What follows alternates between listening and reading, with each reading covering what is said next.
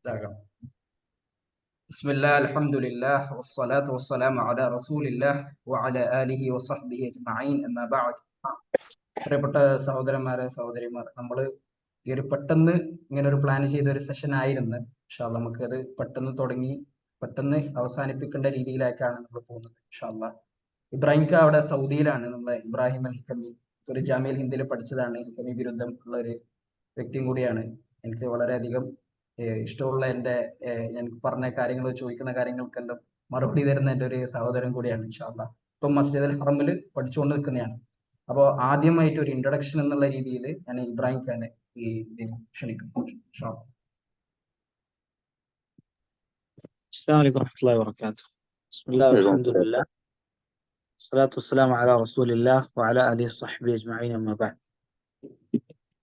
الحمد لله. ഈ ഒരു സലഫി സഹോദരന്മാരുടെ ഈ ഒരു കൂട്ടായ്മ കഴിഞ്ഞ കുറച്ച് മാസങ്ങളായി വളരെ അനിവാര്യമായ ചില പ്രവർത്തനങ്ങൾ നമ്മുടെ സമുദായത്തിൽ അൽഹംദുലില്ലാഹ് നമ്മുടെ സുഹൃത്തുക്കൾക്കിടയിൽ നടത്തിക്കൊണ്ടിരിക്കുന്നുണ്ട്. അതിൻ്റെയൊക്കെ ചെറിയൊരു ഭാഗമാകാൻ അൽഹംദുലില്ലാഹ് നമ്മളെ കഴിവിന്റെ പരിമിതിയിൽ നിന്നുകൊണ്ട് സാധിക്കുന്നുണ്ട്. അള്ളാഹു നമ്മളിൽ നിന്ന് എല്ലാവരും സ്വീകരിക്കുമാറാകട്ടെ. നമ്മുടെ നാട്ടിൽ കണ്ടുകൊണ്ടിരിക്കുന്നത് ഫിത്തനകൾ ഒന്നിനു പിറകെ ഒന്നായി ഇങ്ങനെ മുസ്ലിം സമുദായത്തിൽ ഉത്ഭവിച്ചു കൊണ്ടിരിക്കുകയാണ്. ഏറ്റവും കൂടുതൽ അറിവുള്ള ആളുകൾ, അറിവിന്റെ മേഖലയിൽ പ്രവർത്തിക്കുന്ന ആളുകൾ, അങ്ങനെ ഫിത്തനകൾ അവർക്കിടയിൽ നിന്ന് തന്നെ അല്ലെങ്കിൽ അവരിൽ നിന്ന് തന്നെ അല്ലെങ്കിൽ അവർ അറിഞ്ഞുകൊണ്ട് തന്നെ ഫിത്തനകൾ നമ്മുടെ നാട്ടിൽ ഉത്ഭവിച്ചു കൊണ്ടിരിക്കുകയാണ്. ഈ ഒരു സന്ദർഭത്തിൽ എന്താണ് യഥാർത്ഥത്തിൽ ഇതിന്റെ പ്രശ്നം എന്ന് നമ്മൾ പരിശോധിക്കുന്ന സമയത്ത് പണ്ഡിതന്മാർ നമുക്ക് പഠിപ്പിച്ചു തരുന്ന ഏറ്റവും പ്രധാനപ്പെട്ട 2-3 കാര്യങ്ങളിൽ ഒന്നാണ് യഥാർത്ഥ സ്രോതസ്സിൽ നിന്ന് അവർ അറിവ് നേടുന്നില്ല എന്നുള്ളത് അതിന്റെ ഏറ്റവും പ്രധാനപ്പെട്ട ഒരു കാരണമാണ്. അതേപോലെ തന്നെ ആ നേടുന്ന അറിവ് യഥാർത്ഥ മൻഹജ് അനുസരിച്ച് അവർ നേടുന്നില്ല എന്നുള്ളതും അതിനുള്ള ഒരു കാരണമാണ്. അതുപോലെ തന്നെ അത് പഠിപ്പിച്ചു കൊടുക്കാൻ അവർക്ക് ഒരു ശരിയായ പ്ലാറ്റ്ഫോം ഇല്ല എന്നുള്ളത് മറ്റൊരു കാരണം കൂടിയായിരിക്കാം. അല്ലാഹു അലം. അപ്പൊ ഏതായിരുന്നാൽ ഈ ഒരു സന്ദർഭത്തിൽ ഇങ്ങനെ ഒരു വിഷയം ശരിക്കും മുസ്ലിം സമുദായം തന്നെ ഈ വിഷയം തുറന്നു പറയുന്ന സമയത്ത് അല്ലെങ്കിൽ ഈ വിഷയം സൂചിപ്പിക്കുന്ന സമയത്ത് ഇതിനോട് നമ്മൾ സാധാരണ പറയാറുണ്ട്, പരവതാനി വിരിച്ചിട്ടല്ല നമ്മൾ പലപ്പോഴും സ്വീകരിക്കാറുള്ളത്. ഈ വിഷയം പറയുന്ന സമയത്ത് തൗഹീദ് അറിയുന്ന ആളുകൾ, അല്ലെങ്കിൽ ഇന്ന് നമ്മൾ ചർച്ചയ്ക്ക് എടുത്തിട്ടുള്ള ഇഖ്വാനുൽ മുസ്ലിമീനുമായി ബന്ധപ്പെട്ട വിഷയം പറയുന്ന സമയത്ത് തൗഹീദ് അറിയുന്ന, തൗഹീദിന് വേണ്ടി അധ്വാനിക്കുന്ന ആളുകൾ പോലും ഈ വിഷയം പറയുമ്പോൾ പലപ്പോഴും അതിനെ ഒരു വളരെ നെഗറ്റീവായ രൂപത്തിലാണ് പലരും സമീപിക്കാറുള്ളത്. എന്നാൽ ഈ വിഷയം പറയുക എന്നുള്ളത് വളരെ അനിവാര്യമാണ്. ബഹുമാനനായ നമ്മുടെ ഉസ്താദ് നമ്മളോട് സംസാരിക്കാനിരിക്കുന്ന ബഹുമാനായ അബ്ദുറഹ്മാൻ ആദർശേരി ഹഫിദുല്ലാ, അദ്ദേഹം പണ്ട് തന്നെ ഉസ്താദിന് നമ്മൾ നേരിട്ട് ഒരുപാട് കണ്ടിട്ടുണ്ട്. ഉസ്താദിന് ഓർമ്മയുണ്ടെന്ന് എനിക്കറിയില്ല. നമ്മൾ വിഷയവുമായി ബന്ധപ്പെട്ട് ഉസ്താദിന്റെ വീട്ടിലൊക്കെ നമ്മൾ പോയി പലപ്പോഴും ചർച്ചകൾ നടത്തിയിട്ടുണ്ട്. അപ്പോൾ ഒരുപാട് കാലം മുമ്പ് തന്നെ ഈ വിഷയത്തിൽ നമ്മളൊക്കെ ഈ വിഷയം ചിന്തിക്കുന്നതിന് മുമ്പ് തന്നെ ഈ വിഷയത്തിൽ നമുക്ക് ഇങ്ങനെ ചില വിഷയങ്ങളുണ്ട്, ഇതൊക്കെ അപകടമാണ് എന്ന് നമ്മൾ ഓർമ്മപ്പെടുത്തുകയും ആ വിഷയത്തിലേക്ക് നമ്മുടെ പഠനങ്ങൾ തുറന്നുവിടാൻ നമ്മളെ പ്രേരിപ്പിക്കുകയും ചെയ്ത ഒരാളാണ് അവനെ ഉസ്താദ്. അല്ലാഹു എല്ലാം സ്വീകരിക്കുമാറാകട്ടെ. ഇൻഷാ അല്ലാഹ് നമ്മുടെ നാട്ടിൽ ഇപ്പോൾ ഇതിനുള്ള ഒരു ചർച്ച, ഇതുവരെ ആ ചർച്ചക്കുള്ള വാതിൽ തന്നെ നമ്മൾ തുറന്നിരുന്നില്ല. അത് പല കാരണങ്ങളും അതിനുണ്ടാകാം. ചിലപ്പോൾ ആ വിഷയത്തിനോടുള്ള അജ്ഞതയാകാം, അല്ലെങ്കിൽ അത് ആവശ്യമുണ്ടോ ഇല്ലേ എന്നുള്ള ചർച്ചകളാകാം. അങ്ങനെ പല കാരണങ്ങളുണ്ടാവും. അല്ലെങ്കിൽ ഇന്ന് നമുക്ക് അതിനുള്ള ഒരു വാതിൽ നമ്മൾ തുറന്നിരിക്കുകയാണ്. ആ ചർച്ചക്കുള്ള ഒരു അവസരം നമ്മുടെ നാട്ടിൽ ഉണ്ടായിരിക്കുകയാണ് സലഫികളുടെ നേതൃത്വത്തിൽ തന്നെ. ഇൻഷാ അല്ലാഹ് ആ ഒരു കാര്യം ഉൾക്കൊണ്ടുകൊണ്ട് നമ്മൾ ഇൻഷാ അല്ലാഹ് ആ മേഖലയിലേക്ക് കൂടുതൽ ചർച്ചകളുമായി മുന്നോട്ട് പോവുക. അള്ളാഹു നമുക്ക് തൗഫീഖ് നൽകി അനുഗ്രഹിക്കുമാറാകട്ടെ. ആ ചർച്ചകൾ കൂടുതലായി ശ്രദ്ധിക്കുകയും വെറും ഒരു ക്ലാസ് കേൾക്കുന്നത് പോലെ കേൾക്കാതെ അത് നോട്ട് ചെയ്യേണ്ട കാര്യങ്ങൾ നോട്ട് ചെയ്ത് അതിൽ കൂടുതൽ പഠിക്കണമെന്ന് നിങ്ങൾക്ക് തോന്നുന്ന കാര്യങ്ങൾ കൂടുതൽ പഠിക്കാൻ പരിശ്രമിച്ച് അതിൽ സംശയങ്ങളുള്ള സംശയങ്ങൾ ചോദിച്ച് നിരന്തരം ഇത്തരത്തിലുള്ള നമ്മുടെ പണ്ഡിതന്മാരുമായി ബന്ധം നിലനിർത്തിക്കൊണ്ട് ഈ വിഷയം പഠിക്കാൻ ശ്രമിക്കും. അള്ളാഹു നമുക്ക് എല്ലാവർക്കും തൗഫീഖ് നൽകി അനുഗ്രഹിക്കുമാറാകട്ടെ. അസ്സലാമു അലൈക്കും വറഹ്മത്തുള്ളാഹി വബറകാതുഹു. അല്ലാഹുമ്മ സ്വല്ലി വസല്ലിം. അസ്സലാമു അലൈക്കും. വലൈക്കും അസ്സലാം വറഹ്മത്തുള്ളാഹി വബറകാതുഹു. ബറക്കല്ലാഹു ഫീക്. ഇബ്രാഹിം കാക്ക അവിടെ മഗ്‌രിബിന് ബാങ്ക് കൊടുത്ത് അങ്ങനെ പെട്ടെന്ന് റാപ്പ് ചെയ്യണമെന്ന് പറഞ്ഞിട്ട് എന്നോട് പറഞ്ഞതാണ്. ഇൻഷാ അല്ലാഹ്. അല്ലാഹു ഖബൂൽ ചെയ്യട്ടെ. അപ്പോൾ നമ്മൾ വിഷയത്തിലേക്ക് നമുക്ക് കടക്കാം. നമ്മൾ ഇന്ന് ഇവിടെ കൂടി വന്നത് ഇഖ്വാനുൽ മുസ്ലിമീനും അവരുടെ ഹിഡൻ അജൻഡാസ് എന്തൊക്കെയാണെന്നും അതിനെ സപ്പോർട്ട് ചെയ്യുന്ന അതിനെ സംബന്ധിച്ചിട്ടുള്ള ആൾക്കാരും പാർട്ടികളും എന്തൊക്കെയാണെന്നുള്ളതും ഒരു പഠന രീതിയിലേക്ക് നടത്താനുള്ള ഒരു വേദി കൂടിയാണ് ഇത്. ഇൻഷാ അല്ലാഹ് അതിന് നമുക്ക് നല്ലൊരു വ്യക്തിത്വത്തെ തന്നെയാണ് കിട്ടിയത്. കേരളത്തിൽ അങ്ങോളം ഇങ്ങോളം ഈ ഒരു വിഷയത്തെ കുറിച്ചിട്ട് നല്ല രീതിയിൽ അറിവുള്ള നമ്മുടെ എല്ലാവരും പ്രിയങ്കരനായ അബ്ദുറഹ്മാൻ ഉസ്താദ് ഇവിടെ വന്നിട്ടുണ്ട്. ഇൻഷാ അല്ലാഹ് ഉസ്താദിനെ ക്ഷണിക്കുന്നു.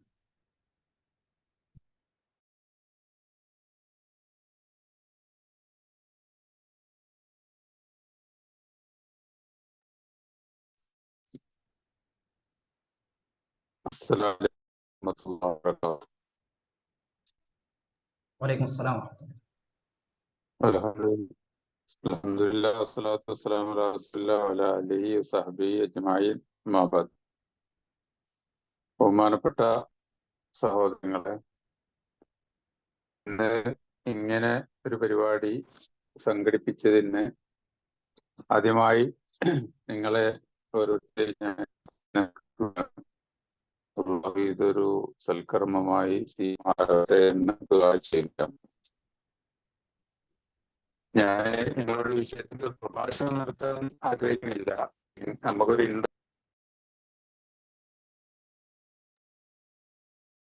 ഉസ്താദിന്റെ സൗണ്ട് കേൾക്കുന്നുണ്ടായിരുന്നോ? എന്തെങ്കിലും ഒരു പ്രശ്നം പോലെ തോന്നിയിരുന്നു? എന്റെ സൈഡ് മാത്രമാണത്. ആർക്കെങ്കിലും ഒന്ന് പറയാൻ പറ്റും? വോയിസ് കട്ടാകുന്നുണ്ട്. ഓക്കെ. ഉസ്താദ് പോയിട്ടുണ്ടാവും. ഉസ്താദിനോട് പറഞ്ഞിരുന്നു ഉസ്താദിന്റെ സ്ഥലം അവര് നെറ്റിന്റെ ഒരു പ്രശ്നമുണ്ടെന്ന് പറഞ്ഞു. ഇപ്പൊ കാണുന്നുണ്ടോ? കേൾക്കുന്നുണ്ടോ? കേൾക്കുന്നുണ്ട് ഉസ്താദ്, കേൾക്കുന്നു, കാണാം. അപ്പൊ ഞാനൊരു സംസാരം നിങ്ങളോട് നടത്താൻ ഉദ്ദേശിക്കുന്നില്ല. നിങ്ങളെ വിഷയം ചർച്ച ചെയ്യുക. അപ്പൊ നിങ്ങൾ ഓരോരുത്തരും പറയുമ്പോൾ അതിനനുസരിച്ച് നമുക്ക് പ്രതികരിക്കാം. പിന്നെ ഞാൻ ഈ വിഷയം വിശദമായിട്ട് പീസ് റേഡിയോയിൽ പറയുന്നുണ്ട്. ഇൻഷാ അല്ലാഹ് അതിൽ നിന്ന് ഒരുപാട് ലക്കങ്ങളായിട്ട് അത് വരും. ഇൻഷാ അല്ലാഹ് എപ്പിസോഡായിട്ട് വരും. അപ്പൊ അതിൽ നിങ്ങൾ ഓരോരുത്തരും ഉപയോഗപ്പെടുത്തുക. ഇപ്പോൾ നിങ്ങൾക്ക് പ്രാഥമികമായിട്ടുള്ള ഒരു സംശയം അല്ലെങ്കിൽ ചോദ്യങ്ങളോ ഇപ്പൊ നമുക്ക് അതിനെ അഡ്രസ് ചെയ്യാം ഇൻഷാ അല്ലാഹ്. അപ്പൊ നിങ്ങളെ ഭാഗത്ത് നിന്ന് നിങ്ങൾക്ക് അറിയേണ്ട കാര്യങ്ങൾ ജസ്റ്റ് ഒന്ന് സൂചിപ്പിച്ചാല് എനിക്കിപ്പോ എന്റെ മനസ്സിലുള്ളത് ഇപ്പൊ പറയാം ഇൻഷാ അല്ലാഹ്. ബാക്കി വിശദമായിട്ട് നമ്മൾ ആ പരിപാടിയിൽ പറയാം. നിങ്ങൾ എത്ര ആളുകളുണ്ട്, ആരൊക്കെയാണെന്ന് അറിഞ്ഞാൽ വളരെ നല്ലത്. ഇബ്രാഹിം സാഹിബിനെ അറിഞ്ഞു നമുക്കറിയാം, നേരത്തെ അറിയാം. ഓക്കെ ഉസ്താദ്. പിന്നെ ഒരു സജഷൻ ഉണ്ടായിരുന്നു ഉസ്താദ് വീഡിയോ ഓഫ് ആക്കിയാല് വോയിസ് കുറച്ചും കൂടി നല്ലതായിരിക്കും എന്ന് പറഞ്ഞു കുറെ പേര്. എങ്ങനെ, എന്താ പറയാ? വീഡിയോ ഓഫ് ചെയ്താല് അങ്ങനെയാണെങ്കിൽ വോയിസ് നല്ല രീതിയിൽ കേൾക്കും എന്ന് പറഞ്ഞല്ലോ. ക്ലിയർ ഉണ്ടോ? കുറച്ചും കൂടി ഇപ്പൊ ക്ലിയർ ഉണ്ട്. ഞാനില്ല ഉസ്താദ്, ഈ ഒരു വിഷയം ഈ രീതിയിൽ തന്നെയാണ് കൊണ്ടുപോകാൻ വിചാരിച്ച ഉസ്താദിനോട് ഡിസ്കസ് ചെയ്ത പോലെ. നമ്മുടെ ഗ്രൂപ്പില് എന്താണെന്ന് വെച്ചാൽ ഇതിനെ കുറിച്ചിട്ടുള്ള ഒരു രീതിയിൽ പഠനം വരണം എന്നുള്ള ഒരു ആഗ്രഹത്തിലാണ് ഇങ്ങനെ വന്നത്. അപ്പോൾ ഞാൻ കുറച്ച് ക്വസ്റ്റ്യൻസ് ഞാൻ പ്രിപ്പയർ ചെയ്തിട്ടുണ്ട്, സ്റ്റാർട്ടിങ് മുതല് പിന്നെ എല്ലാ രീതിയിലുള്ളതും. എന്നിട്ട് ഉസ്താദിന് ഒരു ചെറിയ രീതിയിൽ ആ കുറച്ച് ക്വസ്റ്റ്യൻ പറഞ്ഞ് നമ്മളെ സഹോദരന്മാർക്ക് ബാക്കി അവർക്ക് ഉസ്താദിനോട് എന്തെങ്കിലും ചോദിക്കാനുണ്ടെങ്കിൽ അത് ചോദിച്ചിട്ട് ഒരു കൺക്ലൂഷൻ ചെയ്യാം എന്നാണ് വിചാരിക്കുന്നത്. ഇൻഷാ അല്ലാഹ് അങ്ങനെ മതിയോ ഉസ്താദ്? അത് ആദ്യമായിട്ട് ചോദിക്കാനുള്ളത്, ഇപ്പൊ നമ്മളെ വിഷയം തന്നെ ഇഖ്വാനുൽ മുസ്ലിമീൻ ആണെന്നും ഇതാണ്. അപ്പൊ ആരാണ് ഈ ഇഖ്വാനുൽ മുസ്ലിമീൻ? ആരാണ് ഇവരുടെ തുടങ്ങി വെച്ച നേതാക്കന്മാർ ആരൊക്കെയാണെന്നുള്ളതൊന്ന് വിവരിച്ചു. ഇഖ്വാനുൽ മുസ്ലിമൂൻ എന്നാണ് അതിന്റെ പേര്. അതായത് മുസ്ലിം സഹോദരങ്ങൾ എന്നർത്ഥം. അൽ ഇഖ്വാനുൽ മുസ്ലിമൂൻ, മുസ്ലിം ബ്രദർഹുഡ് എന്നാണ് ഇംഗ്ലീഷിൽ അറിയപ്പെടുക. അപ്പൊ ഇവര് തുടങ്ങിയ ആള് ഹസനുൽ ബന്ന എന്ന് പറഞ്ഞ ഈജിപ്തുകാരനായ ഒരു കക്ഷിയാണ്. അദ്ദേഹം 1928 ഇത് തുടങ്ങിയിട്ടുള്ളത്. 1928 അദ്ദേഹം തുടങ്ങുന്നതിന് മുമ്പ് അദ്ദേഹം ഈജിപ്തിലെ ദാറുൽ ഉലൂം മദ്രസയിൽ പഠിക്കുകയും അവിടുന്ന് ഡിപ്ലോമ നേടുകയും ചെയ്തു. ദാറുൽ ഉലൂം എന്നാൽ ഭൗതികവും മതവും ഒന്നിച്ചു പഠിപ്പിക്കുന്ന ഒരു സ്ഥാപനമാണ്. അപ്പൊ അവിടുത്തെ ഒരു ചെറിയ ഡിപ്ലോമ, ഡിഗ്രി ഒന്നും പഠിച്ചില്ല, ഡിപ്ലോമ പഠിച്ചു. പിന്നെ അദ്ദേഹം അവിടുത്തെ ട്രെയിനിങ് കോളേജിൽ പഠിച്ചു. പിന്നെ അദ്ദേഹം പിന്നെ സ്കൂളിൽ അധ്യാപകനായി, പ്രൈമറി സ്കൂളിൽ. ആ സമയത്താണ് അദ്ദേഹം ട്രെയിനിങ് കോളേജിൽ പഠിക്കുന്ന സമയത്ത് അദ്ദേഹം ഒരു തരീക്കത്തിന്റെ ആളുകളുമായി ബന്ധപ്പെടുകയും അവരുടെ കൂടെ കുറച്ചു കാലം നടക്കുകയൊക്കെ ചെയ്തു. അങ്ങനെ അവരുടെ തരീക്കത്തിൽ വയ്യെത്തുകയും അവരുടെ തരീക്കത്തിന്റെ ദിക്റുകളും അവരുടെ തരീക്കത്തിന്റെ പിന്നെ സിയാറത്തുകളും സിയാറത്ത് ടൂറും ഒക്കെ സംഘടിപ്പിച്ചു നടത്തിയ ഒരാളാണ്. അപ്പൊ വിശ്വാസപരമായിട്ട് അദ്ദേഹം ഒരു സൂഫി ധാരയിൽപ്പെട്ട ആളാണ്. പിന്നീട് അദ്ദേഹം ആ തരീക്കത്തിന്റെ കെയർ ഓഫിൽ ഒരു പ്രസ്ഥാനം ഉണ്ടാക്കി. അതിന്റെ പേര് മർക്കസു അൽ ഉസാഫിയ അൽ ഖൈരിയ, അങ്ങനെ എന്തോണം, ഉസാഫിയ ചാരിറ്റബിൾ സെന്റർ എന്നോ എന്തോ പറഞ്ഞിട്ട് അദ്ദേഹം ഒരു ചെറുപ്പക്കാരൻ സംഘടിപ്പിച്ച ഒരു സുസാഫിയ എന്നുള്ളൊരു തെരീക്കത്തിന്റെ പേരാണ്, നിങ്ങൾ ഓർക്കണം, സൂഫി തെരീക്കത്തിന്റെ. അപ്പൊ അങ്ങനെ കുറച്ച് ചെറുപ്പക്കാരെ സംഘടിപ്പിച്ചു. ആ സംഘടിപ്പിച്ചതാണ് പിന്നീട് അദ്ദേഹം ഇഖ്വാനുൽ മുസ്ലിമൂനാക്കി വ്യാപിപ്പിച്ചത്, വലുതാക്കിയത്. തുടക്കത്തിൽ അതിൽ 6 ആളുകൾ ഉണ്ടായിരുന്നു. അദ്ദേഹത്തിന്റെ ഉസാഫിയ തെരീക്കത്തിലെ സുഹൃത്തുക്കളായ 6 ആളുകൾ. അവരിൽ ആരും മതപണ്ഡിതന്മാരൊന്നും ഉണ്ടായിരുന്നില്ല. പല പൈന്തർമാരും ആശാരിമാരും ബാർബർമാരും അങ്ങനെയുള്ള പല ആൾക്കാരായിരുന്നു, സാധാരണക്കാരായിരുന്നു.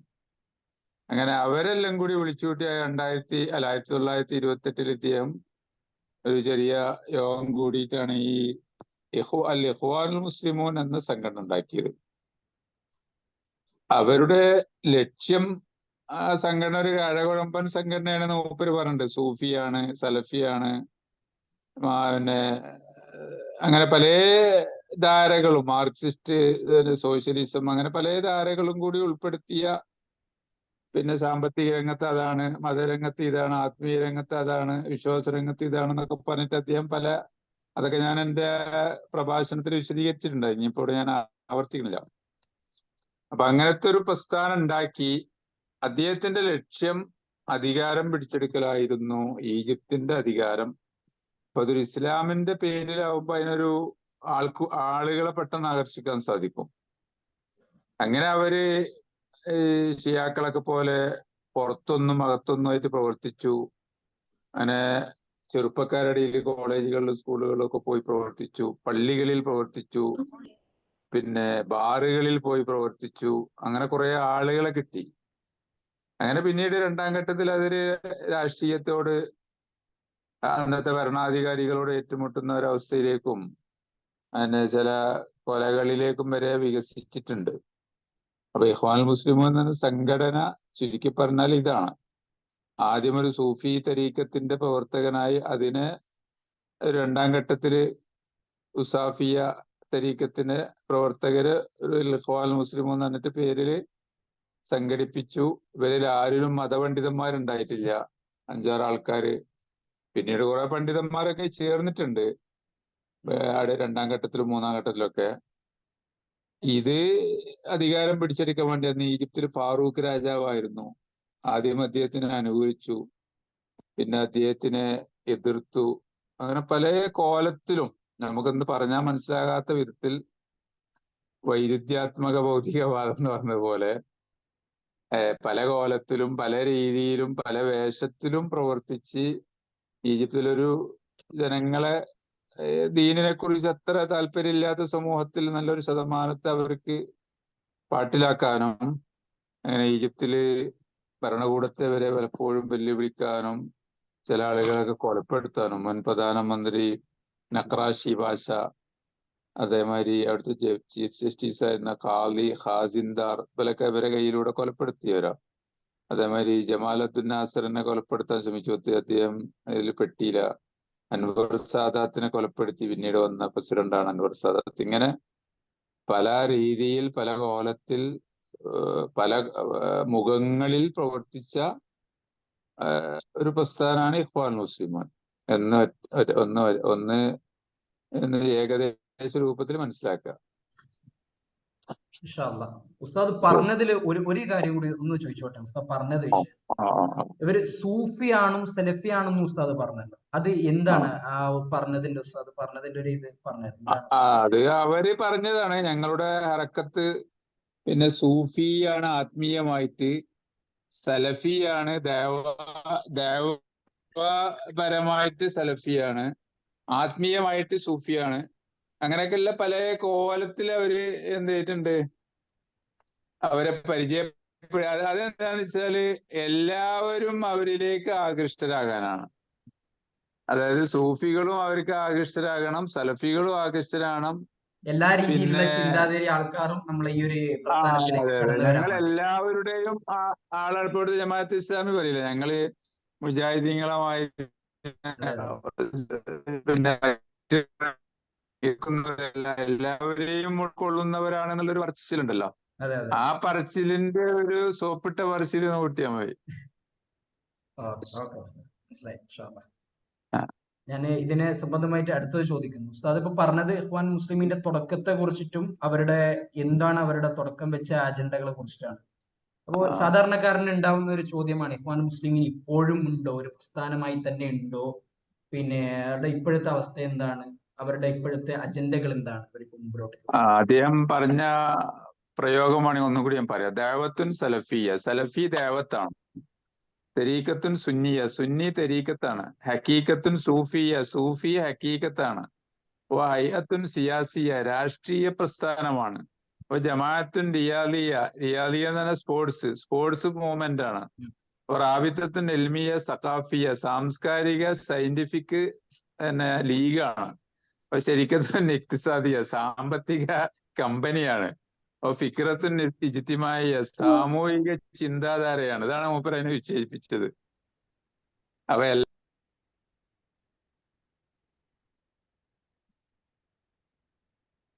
ഹലോ, ഉസ്താദ് പെട്ടെന്ന് മ്യൂട്ടായി പോയി. എല്ലാം കേട്ടില്ലേ? അപ്പൊ സാമ്പത്തിക സംഘടനയാണ്, സാമൂഹിക സംഘടനയാണ്, ശാസ്ത്രീയ സംഘടനയാണ്, സ്പോർട്സ് സംഘടനയാണ്, രാഷ്ട്രീയ സംഘടനയാണ്, സൂഫി സംഘടനയാണ്, സുന്നി തരീഖത്താണ്, സലഫി ദേവത്താണ്.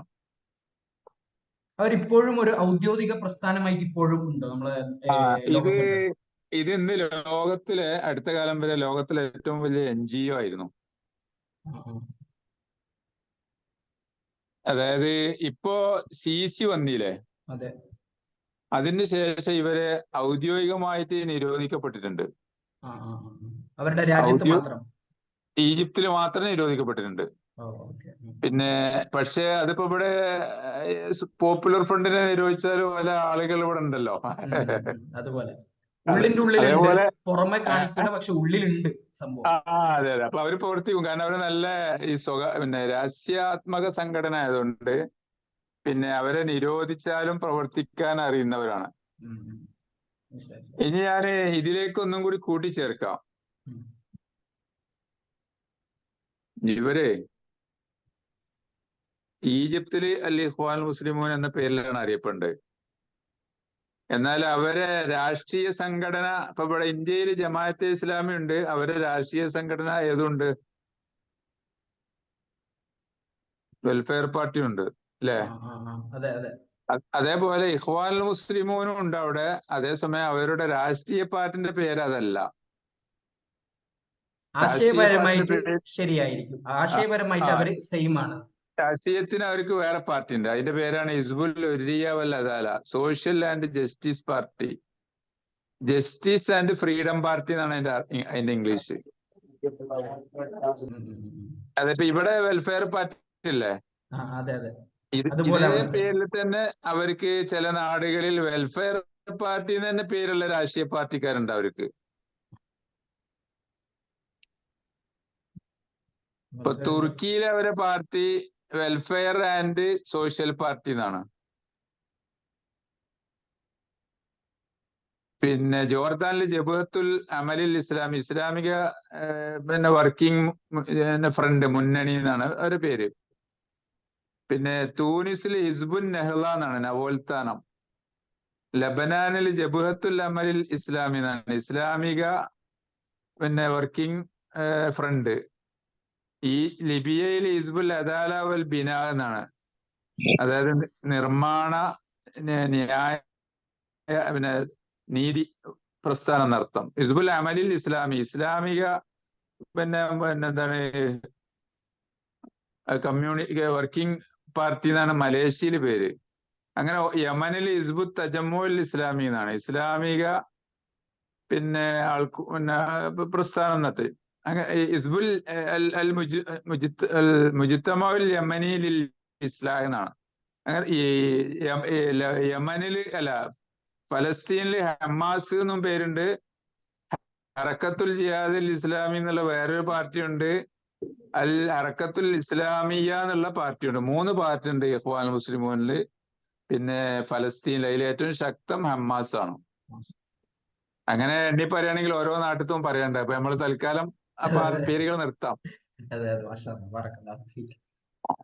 അപ്പൊ ഉസ്താദ് പറഞ്ഞു വരുന്നത് വെച്ചാല് ഇത് നമ്മൾ ആൾക്കാരുടെ ഇടയിൽ വ്യാപിച്ചിട്ട് അറിയുന്നില്ലെങ്കിൽ പോലും അവർക്കൊരു വേൾഡ് വൈഡ് നെറ്റ്വർക്ക് തന്നെ എല്ലാ രാജ്യങ്ങളിലും സ്ഥാപിച്ചിട്ടുണ്ട് എന്നാണ്. വേൾഡ് വൈഡ് നെറ്റ്വർക്ക് ഉണ്ട് എന്നുള്ളതിന്റെ ഏറ്റവും വലിയ ഒരു ഉദാഹരണം തരോ. 1979 നെഹ്റു ഖുമൈനി ഇറാന്റെ ഭരണം പിടിച്ചടക്കി. അത് ഖുമൈനിക്ക് ഭരണം കൊടുത്തു. പിടിച്ചടക്കിയൊന്നുമല്ല, അമേരിക്കൻ യൂറോപ്യൻ ശക്തികൾ അദ്ദേഹത്തിന് ഭരണം കൊടുത്തു. അങ്ങനെ അദ്ദേഹം ഫ്രാൻസിൽ നിന്ന് ഇറാനിൽ വന്ന് അധികാരമേറ്റു. 1979 ഓർക്കണം. ഇന്നത്തെ മാതിരി കമ്പ്യൂട്ടറോ ഇന്നത്തെ മാതിരി മൊബൈൽ ഫോണോ ഒരു സൗകര്യം ഇല്ലാത്ത കാലത്ത് ലോകത്തുള്ള ഇഖ്വാൻ പാർട്ടികളെല്ലാം കൂടി ആ ആഴ്ച അവിടെ ഖുമൈനിനെ അഭിനന്ദിക്കാനും ബയ്യത്ത് ചെയ്യാനും അവിടെ വിമാനത്തിൽ ഇറങ്ങി. അതിൽ ഇന്ത്യൻ ജമാഅത്തെ ഇസ്ലാമിന്റെ അമീറുണ്ട്, പാകിസ്ഥാൻ ജമാഅത്തെ ഇസ്ലാമിന്റെ അമീറുണ്ട്, ഇഖ്വാനുൽ മുസ്ലിമിന്റെ അമീറുണ്ട്, മലേഷ്യയിലെ അവരെ പാർട്ടിന്റെ അമീറുണ്ട്, ലോകത്തിലെ കുവൈത്തിലെ അവരെ പാർട്ടിന്റെ അമീറുണ്ട്. ഇപ്പൊ എല്ലാവരും കൂടി ഒരു വിമാനം ചാർട്ടർ ചെയ്തിട്ട് ഇറാനിൽ പോയിട്ട് ടെഹ്റാനിൽ ഇറങ്ങിയിട്ട് ഖുമൈനിനെ ബയ്യത്ത് ചെയ്യുകയും അയാൾക്ക് സപ്പോർട്ട് പ്രഖ്യാപിക്കുകയും ചെയ്തു. അത്രത്തോളം വലിയ മൂവ്മെന്റ്. അതായത് ആ കാലത്ത് 79 അങ്ങനെ ചെയ്യണമെങ്കിൽ എത്രമാത്രം അവർക്ക് സാങ്കേതികത അവരടുത്ത് ഉണ്ടാകണം എന്ന് ആലോചിച്ച് നോക്കി. അതെ അതെ, വളരെ ശരിയാണ് ഉസ്താദ്. ഉസ്താദ്, ഈ ഷിയാക്കളെ ഇപ്പൊ ഖൊമീനിന്റെ കാര്യം എടുത്തു പറഞ്ഞല്ലോ, അപ്പൊ അതിനോട് സംബന്ധിച്ച് ക്വസ്റ്റ്യൻ ഉണ്ടാക്കിയിട്ടുണ്ടായിരുന്നു. അതിനോട് സംബന്ധിച്ച് ചോദിക്കുന്നത്, ഇപ്പൊ നമ്മുടെ നാട്ടിലെ സാധാരണക്കാർക്ക് ചിലപ്പോൾ അറിയാത്തൊരു വിഷയമായിരിക്കും. അതായത് ഷിയാക്കൾ അഹ്ലുസുന്നയെ കാണുന്നത് എങ്ങനെയാണ്? ഷിയാക്കൾക്ക് അഹ്ലുസുന്നയെ ഷിയാക്കളെ ഖുർആൻ, ഖുർആൻ അല്ല അവരുടെ ഖുർആനാണ്. അവര് ആയിരക്കണക്കിന് നിവേദനങ്ങൾ അവരെ കിതാബിലുണ്ട്. നമ്മളെ ഹദീസ് അല്ല അവരെ ഹദീസ്. കാരണം അവരെ ഹദീസിന്റെ കിതാബ് നോക്കി അറിയാം. നമ്മളെ ഹദീസ് നബി സല്ലല്ലാഹു അലൈഹി വസല്ലമയുടെ വാക്കും പ്രവൃത്തിയും അംഗീകാരമാണ്. അവരുടെ ഹദീസ് അവരുടെ 12 ഇമാമുമാരിൽ ആരെങ്കിലും ഒരാൾ പറഞ്ഞാൽ മതി, അതാണ് അവരുടെ ഹദീസ്. അവര് സഹാബികളെ മൊത്തം കാഫിറാക്കുന്നു, ഉമ്മഹാത്തുൽ മുഅ്മിനീനെ വ്യഭിചാരിണികളാക്കുന്നു.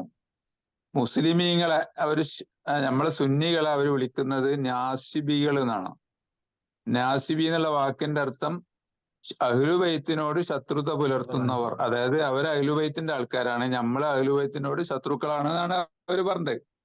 അഹ്ലുബൈത്തിനോട് ശത്രുത പുലർത്തുന്ന നമ്മളുടെ രക്തം ചിന്തൽ പുണ്യകരമാണ് എന്നാണ് അവരുടെ കിതാബിലുള്ളത്. അത് എന്റെ സൈറ്റിലുള്ള ലേഖനം വായിച്ചാൽ നിങ്ങൾക്ക് മനസ്സിലാവും.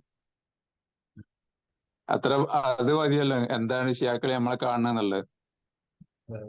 ഷിയാക്കൾ ഒരു ശത്രുവായിട്ട് തന്നെയാണ് കാണുന്നത്. ഒരു കാര്യത്തിലും അതായത് അവരെ ഏറ്റവും വലിയ ശത്രു, അതായത് ഈ ജൂത നസ്രാണികളെക്കാൾ അഹ്ലുസുന്നയാണ് ഷിയാക്കളെ ശത്രുക്കൾ. അതിന് തെളിവ് എന്താന്ന് വെച്ചാല്, ലിയാക്കളുടെ ചരിത്രം പഠിച്ചാല് അവര് ജൂത നസ്രാണികളെ ഒരിക്കലും കൊന്നിട്ടില്ല, എന്നാൽ ലക്ഷക്കണക്കിന് അഹ്ലുസുന്നനെ കൊന്നിട്ടുണ്ട്. കർബല യുദ്ധം കഴിഞ്ഞ ഉടനെ തന്നെ അവിടെ സുന്നികൾക്കെതിരെ ഒരു കലാപം നടന്നു. അതിൽ 1-2 ലക്ഷം ജനങ്ങളെ കൊന്നു. പിന്നെ കുരിശ് യുദ്ധത്തിന്റെ കുരിശു പടയാളികളൊപ്പം നിന്നിട്ട് അന്നും കുറെ ആളുകളെ കൊന്നു. പിന്നെ താർത്താരികളെ ഈ ഇറാഖിലേക്ക് വിളിച്ചു വരുത്തിയിട്ട് 20 ലക്ഷം സുന്നികളെ മുസ്ലിങ്ങളെ കൊന്നു. അങ്ങനെ പിന്നെ ഹിജ്റ 400 ഹജ്ജിന് വന്ന ഹാജിമാരെ 10,000 ആളുകൾ കാബന്റെ മുന്നിലിട്ടിട്ട് കൊന്നു. ഇങ്ങനെ ഇവര് ഇറാൻ ഖുമൈനി പിടിച്ചടക്കിയതിന് ശേഷം അവിടുത്തെ സുന്നി പണ്ഡിതന്മാരൊക്കെ ജയിലിലിട്ട് കൊന്നു. സുന്നികളെ ലക്ഷക്കണക്കിന് ആളെ കൊന്നു. ഇപ്പോൾ നമ്മള് ഫലസ്തീൻ മോചിപ്പിക്കും എന്ന് പറഞ്ഞ ഊസികള് കഴിഞ്ഞ 7 വർഷത്തിന്റെ ഇടയില് ഈ 3.5 ലക്ഷം സുന്നികളെ യമനിൽ കൊന്നു. 2000-ന് ശേഷം സിറിയയിലും 2003-ന് ശേഷം സദ്ദാമിനെ പരാജയപ്പെടുത്തിയതിനു ശേഷം ഇറാഖിലും അധികാരമേറ്റ ഷിയാക്കള് 10-30 ലക്ഷം സുന്നികളെ കൊന്നു. അതേസമയം ഇവർ ഒരു ജൂതനെയോ ഒരു ക്രിസ്ത്യാനിയോ ഇന്നുവരെ കൊന്നിട്ടില്ല. ഇതൊരു വളരെ അപ്പൊ ഇതൊക്കെ നമ്മളെ അലാർമിംഗ് ആയിട്ടുള്ള ഒരു വിഷയം. ലേഖനത്തിലുണ്ട്. നമ്മളെ അഹ്ലുസുന്ന സൈറ്റില് ഷിയ വഞ്ചനയുടെ ചരിത്രം എന്ന് പറഞ്ഞിട്ട് 5 ലേഖനം ഉണ്ട്. അത് വായിച്ചപ്പോ ഞാൻ ഈ പറഞ്ഞതിന്റെ ഡീറ്റെയിൽസ് നിങ്ങൾക്ക് കിട്ടും. അപ്പൊ നിങ്ങളത് വായിക്കണം. ആ സൈറ്റിനെ കുറിച്ച് നിങ്ങൾക്ക് അറിയോ? ഇൻഷാ അല്ലാ. ഞാനതാണ് ഉസ്താദിനോട്, ഉസ്താദിന്റെ സൈറ്റ് എന്തോ ശരിയില്ല, നമ്മൾ ഗ്രൂപ്പിലുള്ള കുറെ അതിന്റെ ആൾക്കാർ സൈറ്റ് ഉസ്താദിന്റെ അത് സൈറ്റ് ഞാൻ ചോദിച്ചിട്ടുണ്ടായിരുന്നു. എനിക്ക് ഇതിന്റെ സാങ്കേതിക വിദ്യ ഒന്നും അറിയില്ല സൈറ്റിന്റെ. അപ്പൊ ഞാന് അത് 10,000 ഉറുപ്പ്യ കൊടുത്തിട്ട് ഒരാളെ കൊണ്ട് ചെയ്യിപ്പിച്ചാണ്. ഇപ്പൊ അത് മേൽനോട്ടം വഹിക്കുന്ന ഒരാള് ആ, അതിന്റെ പിന്നെ ടൈറ്റിലിന്റെ പേരിന്റെ സമയം കഴിഞ്ഞു, പക്ഷെ അദ്ദേഹം അത് അറിഞ്ഞില്ല. ഉം, ഉം, ഉം, അതുകൊണ്ട് ആ ടൈറ്റിൽ നമുക്ക് തിരിച്ചു കിട്ടണമെങ്കിൽ അതിൽ കുറെ സാങ്കേതിക പണിയുണ്ടായി. 8-10 ഉറുപ്പ്യ 10,000 ഉറുപ്പ്യ കൊടുക്കും വേണം. ആ, അപ്പൊ ആ, അതിന്റെ ആ. ഒരു കാലതാമസം കൊണ്ട് അയാള് പെട്ടെന്ന് ചെയ്യാന്ന് പറഞ്ഞിട്ടുണ്ട്. അതെ, അപ്പൊ അതെ, ഞാൻ എത്ര ഇൻഷാ അല്ലാ. പൈസ ആയാലും നിങ്ങൾ പെട്ടെന്ന് ചെയ്യണം എന്ന് ഞാൻ പറഞ്ഞിട്ടുണ്ട്. ഇൻഷാ അല്ലാ, ഇൻഷാ അല്ലാ. എനിക്ക് ലേഖനം ടൈപ്പ് ചെയ്യണമെന്ന് അറിയില്ല. ഞാൻ അതിൽ ഓരോ പേജും 50 രൂപ വെച്ചിട്ട് പിന്നെ ടൈപ്പ് ചെയ്യുന്ന ആൾക്ക് ടൈപ്പ് ചെയ്താൻ കൊടുത്തിട്ടാണ് അതിൽ 100 കണക്കിന് പേജ് ഞാൻ അതിൽ കയറ്റിയിട്ടുള്ളത്. അതിൽ ആ, ആ. കയറ്റലൊന്നും എനിക്കറിയില്ല. അതൊക്കെ ഞാൻ ഒരാളെ ഏൽപ്പിച്ചതാണ്, അയാളാണ് ചെയ്യേണ്ടത്.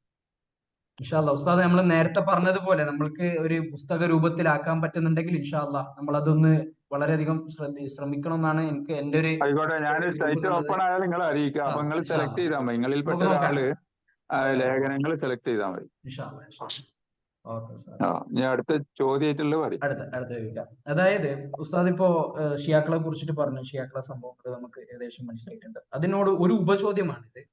ഇപ്പോ ആ, ഇറാനില് ഇഷ്ടം പോലെ ഷിയ പള്ളി ഉണ്ട് എന്നുള്ളത് നമുക്കറിയും. അതേപോലെ ആ, ജൂതന്മാരുടെ പള്ളികളും ക്രിസ്ത്യാനി പള്ളികളും ഉണ്ട്. ആ, പക്ഷെ ഒരു സുന്നി പള്ളി പോലും ഇല്ല എന്ന് പറയുന്നത് കേട്ടിട്ടുണ്ട്. അത് എത്രത്തോളം ആ. ശരിയാണ് ആ ഒരു സംഭവം? ഇറാനിൽ സുന്നി പള്ളി ഉണ്ട്. കാരണം സുന്നി പ്രദേശങ്ങളുണ്ട്. ഇറാന്റെ അതിർത്തി പ്രദേശങ്ങളൊക്കെ സുന്നികളാണ് ഭൂരിപക്ഷം. ഇറാനിൽ 30% സുന്നികളാണ്. പക്ഷെ അവർക്ക് ഷിയാക്കള് 70% വലിയ പട്ടണങ്ങളിലൊന്നും സുന്നി പള്ളിയില്ല. ഉദാഹരണം ടെഹ്റാന്, തലസ്ഥാനം, ഉം. അവിടെ സുന്നി പള്ളിയില്ല. അവിടെ 30% സുന്നികളായിട്ട് പോലും അവിടെ സുന്നി പള്ളിയില്ല. അതേമാതിരി ഇസ്ഫഹാന് ഷിയാക്കൾക്ക് 70% സ്ഥലമാണ്, അവിടെയും സുന്നി പള്ളിയില്ല. അതേമാതിരി കിർമാന്, അതേമാതിരി യസ്ദ് തുടങ്ങിയ വലിയ പട്ടണങ്ങളിലൊന്നും സുന്നികൾക്ക് പള്ളിയില്ല. കാരണം അവിടെ സുന്നികള് ഭൂരിപക്ഷം ഇല്ല. ഷിയാക്കൾ 70% ഉണ്ട്. അതുകൊണ്ട് അത്രയും ഭൂരിപക്ഷം ഷിയാക്കളുള്ള ഒരു സ്ഥലത്ത് ഒരു സുന്നിപ്പള്ളി അനുവദിക്കണില്ല. സുന്നിപ്പള്ളി അനുവദിച്ച ഇറാനിലെ അറബി സംസാരിക്കുന്ന ഒരു പ്രദേശമുണ്ട്, ദുബായിന്റെ അടുത്തുള്ള ഖൂദിസ്ഥാൻ പറയും. ഈ ഖൂദിസ്ഥാനിലൊക്കെ മനസ്സിലായി. അറബികളുമാണ് സുന്നികളുമാണ്. പക്ഷെ അവിടെ ഇപ്പൊ സുന്നികളെ എങ്ങനെ കൊന്ന് അവിടെ സുന്നികളെ നാട് കടത്തിയിട്ട് ഷിയാക്കളെ അവിടെ കുടിയിരുത്തിക്കൊണ്ടിരിക്കുകയാണ്. അങ്ങനെ അവിടുത്തെ സുന്നി പൈതൃകവും അറബി പൈതൃകവും ഇല്ലാതായിക്കൊണ്ടിരിക്കുകയാണ്. ഉസ്താദിന്റെ ഒരു വീഡിയോയിൽ പറഞ്ഞ ഒരു സംഭവമാണ്. അതായത് ലോകത്തിന്റെ ഒരു ഇത് തന്നെ മാറിയത്. അതായത് ഷിയാക്കൾ വെറും 10-20% ഉണ്ടായ ഷിയാക്കൾ ഇത്ര ഒരു 20-30 കൊല്ലം കൊണ്ട് ഇപ്പൊ ഉസ്താദ് ഓരോ രാജ്യത്തെ എടുത്ത് പറഞ്ഞു. സുഡാൻ പോലെ, ഗാന പോലെ, ഇന്തോനേഷ്യ പോലെ ഉണ്ടായ സംഭവം. അതൊന്നും ഉസ്താദ് ഒന്ന് വിവരിക്കുക. എല്ലാവരും ചിലപ്പോൾ കേട്ടിട്ടില്ലെങ്കിൽ ഉസ്താദ് ഒന്ന് വിവരിച്ചു. അതായത് 1990 വരെ ലോകത്ത് മുസ്ലിങ്ങൾ 10% ഷിയാക്കളും 90% സുന്നികളായിരുന്നു.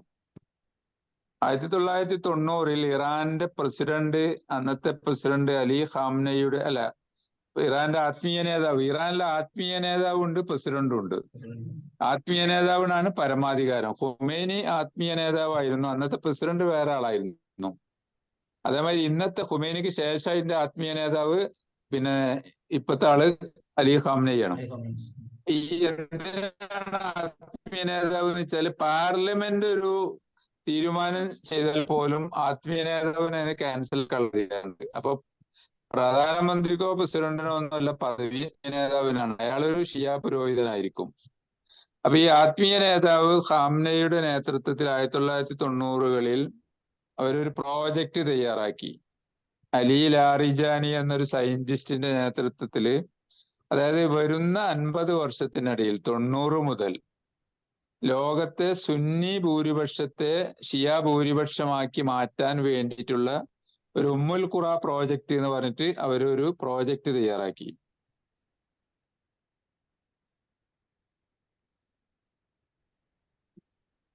ഹലോ, ഉസ്താദ് കേൾക്കുന്നുണ്ട്. ഉസ്താദ് പറഞ്ഞോളൂ. കേൾക്കണ്ടോ? അതിന്റെ കേൾക്കുന്നുണ്ട്. ഇടയിൽ ഒന്ന് മ്യൂട്ടായി, ഇപ്പൊ ശരിയായി. ഓക്കെ. അപ്പോ ഈ ഉമ്മുൽ ഖുറ പ്രോജക്റ്റ് അനുസരിച്ച് അന്ന് ലോകത്ത് 10% ഷിയാക്കൾ ഉണ്ടായിരുന്നത് 50 വർഷം കൊണ്ട്, അതായത് 90, 2000, 2010, 20, 30 ഈ കൊല്ലം കൊണ്ട് ലോകത്ത് സുന്നികളെ ന്യൂനപക്ഷമാക്കുകയും ഷിയാക്കള് ഭൂരിപക്ഷമാവുകയും, മക്കൊക്കെ ഷിയാക്കളുടെ ഇറാന്റെ ഭാഗമാകുന്ന ഒരു പ്രോജക്റ്റ് ആണത്. അപ്പോ അത് അവര് വർക്കൗട്ട് ചെയ്തത് മുതൽ ലോകത്ത് അതിന്റെ ഭാഗമായിട്ടാണ് അവർ സദ്ദാം ഹുസൈനെ അമേരിക്കയുമായി കൂട്ടിക്കൂടി നശിപ്പിച്ചതും ഇറാഖ് പിടിച്ചടക്കിയത്. അന്ന് വരെ ഇറാന്റെ കാലത്ത് സദ്ദാം സുന്നിയായിരുന്നു, തമ്മാടി ആള് മോശമായിരുന്നെങ്കിലും സുന്നിയായിരുന്നു. അതേപോലെ യമനെ അവര് കലാപത്തിലൂടെ ഇന്ന് ശരിക്കും യമനിൽ ഭരിക്കുന്നത് ഊസികളാണ്, അഥവാ സുന്നികളല്ല. യമനും അവര് പിടിച്ചടക്കി. ലബനാനും ഇന്ന് ഫലത്തിൽ ഭരിക്കുന്നത് ഷിയാക്കളാണ്. അപ്പോ ലബനാനും അവർ പിടിച്ചടക്കി. സിറിയ അന്നും ഇന്നും ഷിയാക്കളാണ് ഭരിക്കുന്നത്. അപ്പൊ ലോകത്ത് 4 തലസ്ഥാനങ്ങള് അവർക്ക് പുതുതായി ഷിയാക്കൾക്ക് കിട്ടി. ഈ പ്രോജക്റ്റ് അടിസ്ഥാനത്തിൽ അവര് ഞാൻ നേരത്തെ പറഞ്ഞ ഗാന, സുഡാന്, നൈജീരിയ തുടങ്ങിയ രാജ്യങ്ങളിലൊക്കെ വലിയ ഫണ്ട് നൽകിയിട്ട് പിന്നെ കിണർ മുതൽ യൂണിവേഴ്സിറ്റി വരെ നിർമ്മിച്ചു കൊടുത്തിട്ട് അടുത്ത നാട്ടുകാരെ ഷിയാക്കളായിക്കൊണ്ടിരിക്കുകയാണ്. പിന്നെ ഇന്തോനേഷ്യയിൽ 1980 വരെ ഒറ്റ ഷിയ ഇല്ലാത്ത രാജ്യമായിരുന്നു. പക്ഷെ ഇപ്പൊ അവിടെ 1 കോടിയോളം ഷിയാക്കളുണ്ട്. ഇറാന്റെ പരിശ്രമ ഫലമായി അവിടെ പള്ളികളും പിന്നെ ഹുസൈനിയകളും പിന്നെ ഈ പറഞ്ഞ മാതിരി മദ്രസകളും അതേമാതിരി സ്കൂളുകളൊക്കെ ഉണ്ടാക്കി കൊടുത്തിട്ട് അവിടെ ഈ ഇന്തോനേഷ്യ മാത്രം അറിഞ്ഞാൽ ലോകത്ത് സുന്നി ഭൂരിപക്ഷം ഷിയ ഭൂരിപക്ഷമായി മാറും. കാരണം ഇന്തോനേഷ്യയിൽ ആണ് ലോകത്ത് ഏറ്റവും കൂടുതൽ മുസ്ലിങ്ങളുള്ളത്. ആ ഒറ്റ നാട് അട്ടിമറിഞ്ഞാൽ മതി ലോകത്തെ ജനസംഖ്യ, സുന്നി ജനസംഖ്യ അട്ടിമറിക്കപ്പെടാൻ. അപ്പൊ ആ രീതിയിലുള്ള വലിയ പരിശ്രമം അവിടെ നടന്നുകൊണ്ടിരിക്കുകയാണ്. 1,00,000-ലധികം തങ്ങന്മാർ അവിടെ 10 കൊല്ലം മുമ്പ് തന്നെ ഷിയാക്കളായിട്ടുണ്ട്. നമ്മുടെ കേരളത്തിലെ ഷിയാബ് തങ്ങളുടെ ഗോത്രങ്ങളൊക്കെ അവിടെ ഷിയാക്കളായി മാറി. അപ്പോ ഇന്തോനേഷ്യയിലെ മുസ്ലിങ്ങളിൽ ഈ യമനിൽ നിന്ന് വന്ന തങ്ങന്മാരാണ് അവിടെ ഇസ്ലാം പ്രചരിപ്പിച്ചത്. കേരളത്തിലും അത് തന്നെയാണ്. യമനിൽ നിന്ന് വന്ന തങ്ങന്മാരാണ് ബാഫഖി തങ്ങള്, ഷിയാബ് തങ്ങള്, ജിഫ്രി തങ്ങള്, ഹദ്ദാദ് തങ്ങള് തുടങ്ങിയ യമനിൽ നിന്ന് വന്ന 30ഓളം ഗോത്രങ്ങള് കേരളത്തിലുണ്ട് തങ്ങന്മാര്. ഇതേ ഗോത്രങ്ങള് എവിടെയുണ്ട്? ഇന്തോനേഷ്യയിലും മലേഷ്യയിലും ഉണ്ട്. അപ്പൊ ഇവര് മറിഞ്ഞാൽ എന്ത് ചെയ്യാ?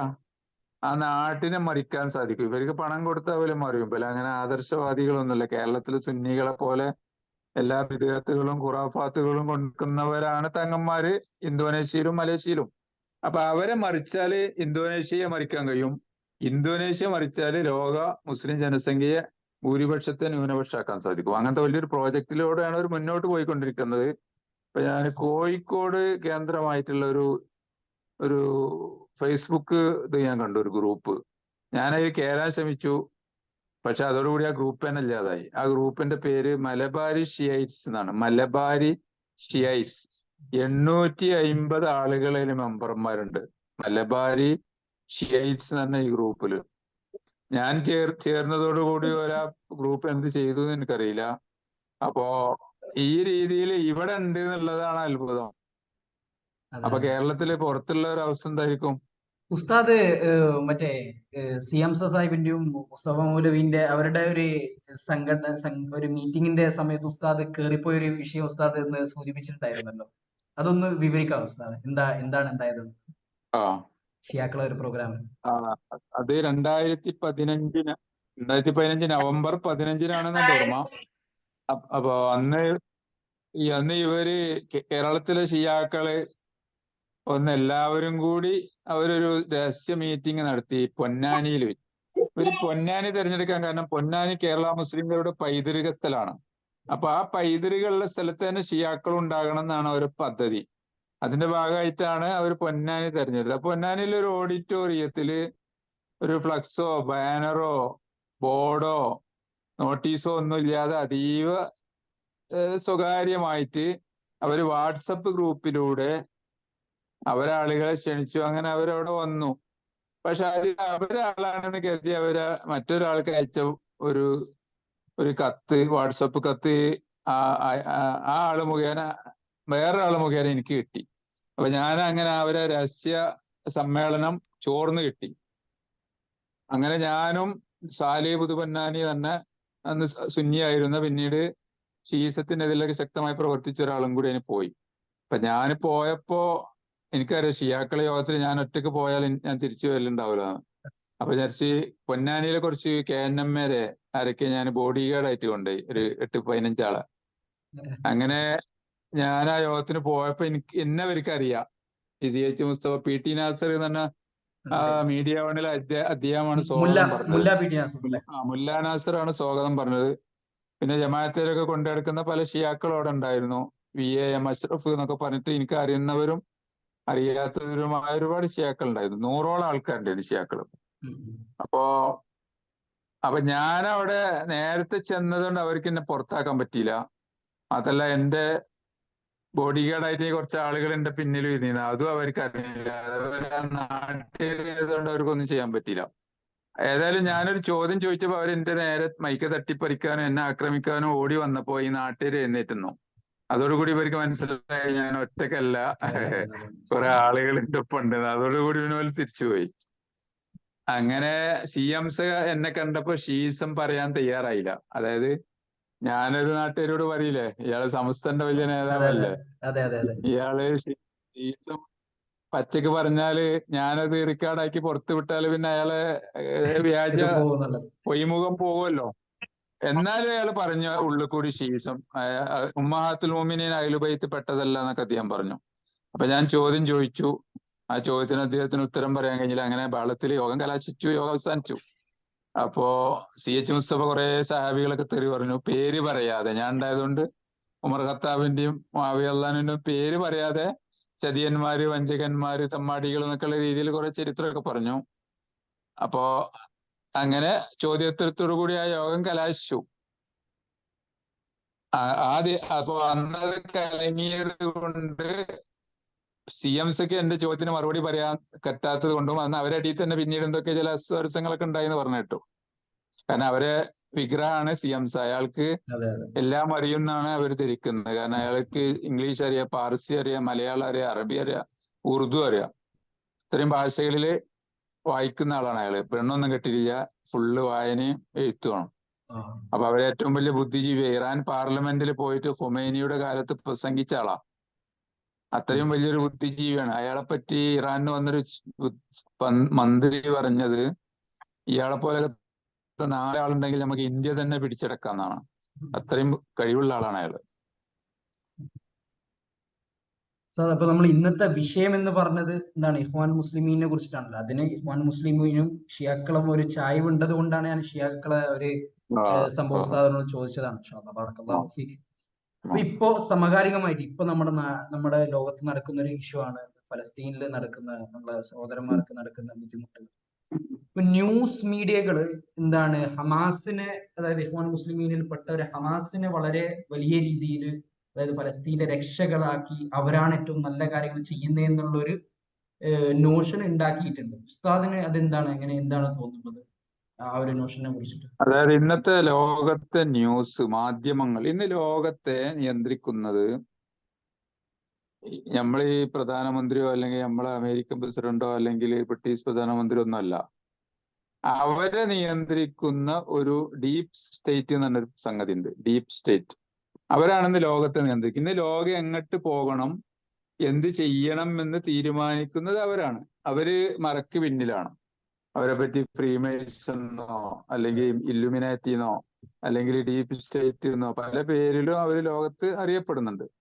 അവരാണെന്ന് ലോകത്തെ അജണ്ട നിയമിക്കുന്നത്. അവരുടെ ഒരു തുറുപ്പ് ഷീറ്റാണ് UN, ഐക്യരാഷ്ട്രസഭ. അപ്പൊ UN-ലൂടെ അവരെന്ത് ചെയ്യും? അവരുടെ അജണ്ട നടപ്പാക്കും.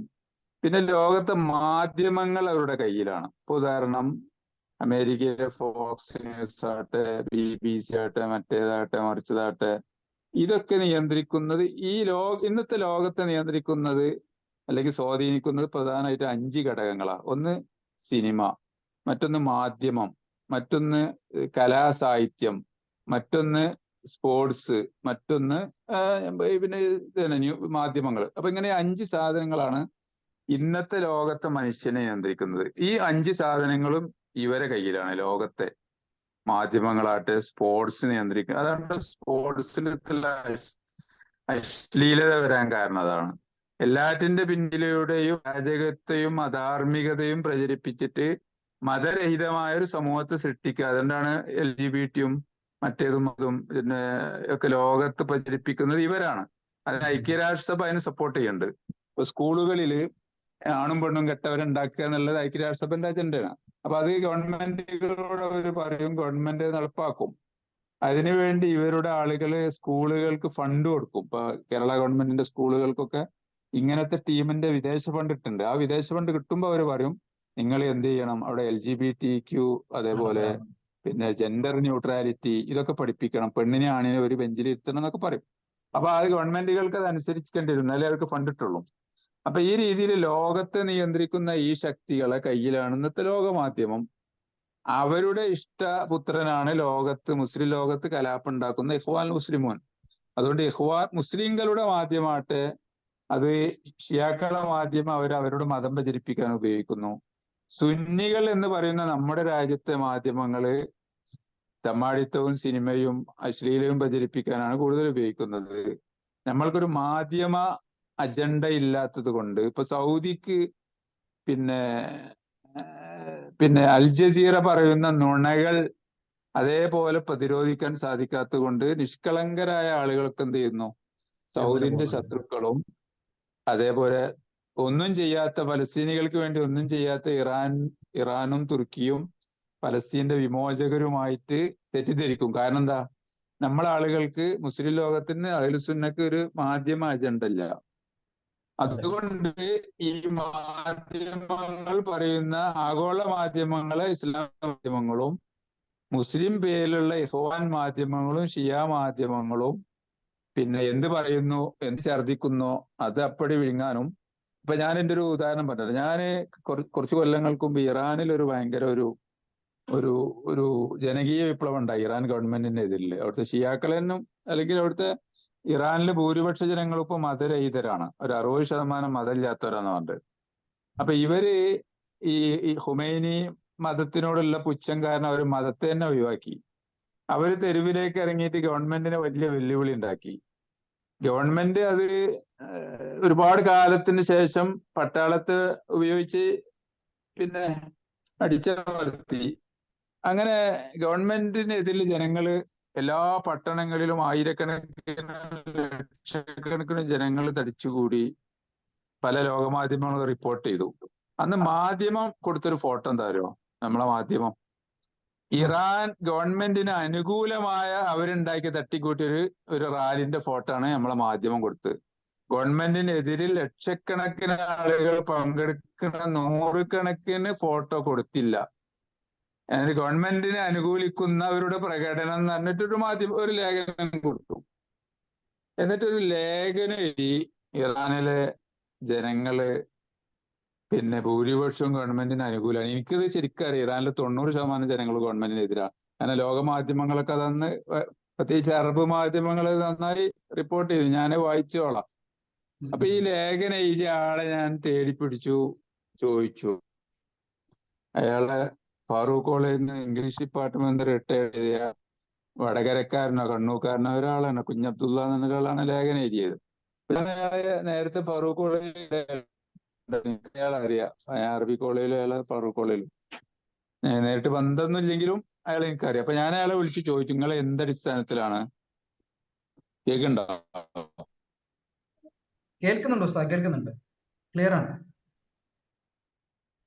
അപ്പൊ ഞാൻ ഈ ലേഖനയിലെ കുഞ്ഞുള്ള സാറെ വിളിച്ചു ചോദിച്ചു, ഈ ഇറാനിലെ സംഭവങ്ങളൊക്കെ എനിക്കറിയാം, ഞാൻ നിരന്തരം ഫോളോ ചെയ്യുന്ന ആളാണ്. അവിടെ ജനങ്ങൾ മുഴുവൻ ഗവൺമെന്റിന് ഇതിൽ തരൂല. പിന്നെ നിങ്ങൾ അവിടെ ഗവൺമെന്റ് സൃഷ്ടിച്ച ഒരു കൃത്രിമ റാലിന്റെ ഫോട്ടോ കൊടുത്തിട്ട് ആ വാർത്തയെ തെറ്റായിട്ട് മാധ്യമത്തിൽ ലേഖനം എഴുതാൻ കാരണം എന്താ, നിങ്ങൾ സോഴ്സ് എന്താന്ന് ചോദിച്ചു. അയാള് പറഞ്ഞു, ഞാന് ന്യൂയോർക്ക് ടൈംസ് ലേഖനമാണ് പിന്നെ കണ്ടിട്ടാണ് ഞാൻ എഴുതിയെന്ന് വെച്ചു പറഞ്ഞു. അപ്പൊ ഞാൻ അതിന്റെ പിന്നാലെ പോയി. അപ്പോ ന്യൂയോർക്ക് ടൈംസിൽ ഈ ലേഖനം എഴുതുന്നത് അൽ ജസീറയിലെ ജോലിക്കാരായ ക്രിസ്ത്യാനികളാണ്. അവർ പണം കൊടുത്ത് എഴുതിപ്പിക്കുന്ന. ഇങ്ങനെയാണ് ലോകത്തെ മാധ്യമങ്ങളെ പോക്ക്. ഇത് സാധാരണക്കാരന് കണ്ടുപിടിക്കാൻ കഴിയൂല. അതായത് പെയ്ഡ് ന്യൂസുകളാണ് ഇന്ന് മാധ്യമങ്ങളിൽ വരുന്നത്. ഇപ്പൊ കേരളത്തിലെ മാധ്യമങ്ങളിൽ പലതിലും ഇറാന്റെ ശമ്പളം പറ്റുന്ന പത്രപ്രവർത്തകരുണ്ടാവും. അങ്ങനെ ലോകത്തൊട്ടാകെ തങ്ങളുടെ അജണ്ട നടപ്പാക്കാൻ വേണ്ടിയിട്ട് അവര് പത്രപ്രവർത്തകരെ വിലക്ക് വാങ്ങുന്ന പരിപാടി ഇറാനുണ്ട്. ഇപ്പൊ കേരളത്തിലെ പി ടി നാസർ മുല്ല പോലുള്ള വീഡിയോസ്. മുല്ല നാസർ പോലുള്ള പലരും, അതേമാതിരി ഒരു ഇന്ത്യൻ എക്സ്പ്രസിന്റെ ഒരു ചങ്ങായിണ്ട്, അവൻ സ്ഥിരം ഇറാൻ അനുകൂലിക്കുന്ന ആളാണ്. ഞാനൊക്കെ എവിടെയും പ്രസംഗിക്കുന്ന മൂപ്പര് അപ്പാടെ വന്ന് മുന്നിലിരിക്കും. മൂപ്പര് ഹിന്ദുവാണ്, ഒരു പേര് എനിക്ക് ഓർമ്മയില്ല. ഈ സക്കരിയ സലാഹിനെ പറ്റിയൊക്കെ കൊണ്ട് വലിയ ലേഖനൊക്കെ ഇന്ത്യൻ എക്സ്പ്രസിൽ ചെയ്യുന്നു. അപ്പൊ ഇങ്ങനത്തെ ആളുകളുണ്ട്. ഹിന്ദുക്കളും മുസ്ലിങ്ങളൊക്കെ അവര് വില കൊടുത്തിട്ട് അവർക്ക് വേണ്ടിയിട്ട് പണിയെടുക്കുന്ന പത്രപ്രവർത്തകരുണ്ട്. അതുകൊണ്ട് നമ്മൾക്ക് ഒന്നും ചെയ്യാൻ പറ്റൂല. കാരണം നമ്മള് ആ മേഖലയിൽ വട്ടപ്പൂജയാണ്, സൗദി അടക്കം. അപ്പോ അവര് എന്താണോ കള്ളത്തരം, അത് പിന്നീട് ആ കള്ളത്തരം പൊളിയുമ്പോ 10-20 കൊല്ലം പിടിക്കും. അപ്പോഴേ നമുക്ക് അത് അറിയാൻ കഴിയുള്ളൂ.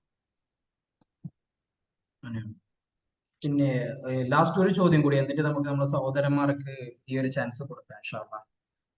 ഹമാസ് ഇപ്പോ ഈ ഒരു യുദ്ധം തുടങ്ങി വെച്ചതാണോ, അല്ലെങ്കിൽ ജൂതന്മാർ 70 കൊല്ലം മുമ്പേ തുടങ്ങി വെച്ച ഒരു യുദ്ധത്തിന്റെ പകുതിയാണെന്നുള്ള ഒരു ചർച്ച ലോകത്ത് നടക്കുന്നുണ്ട്.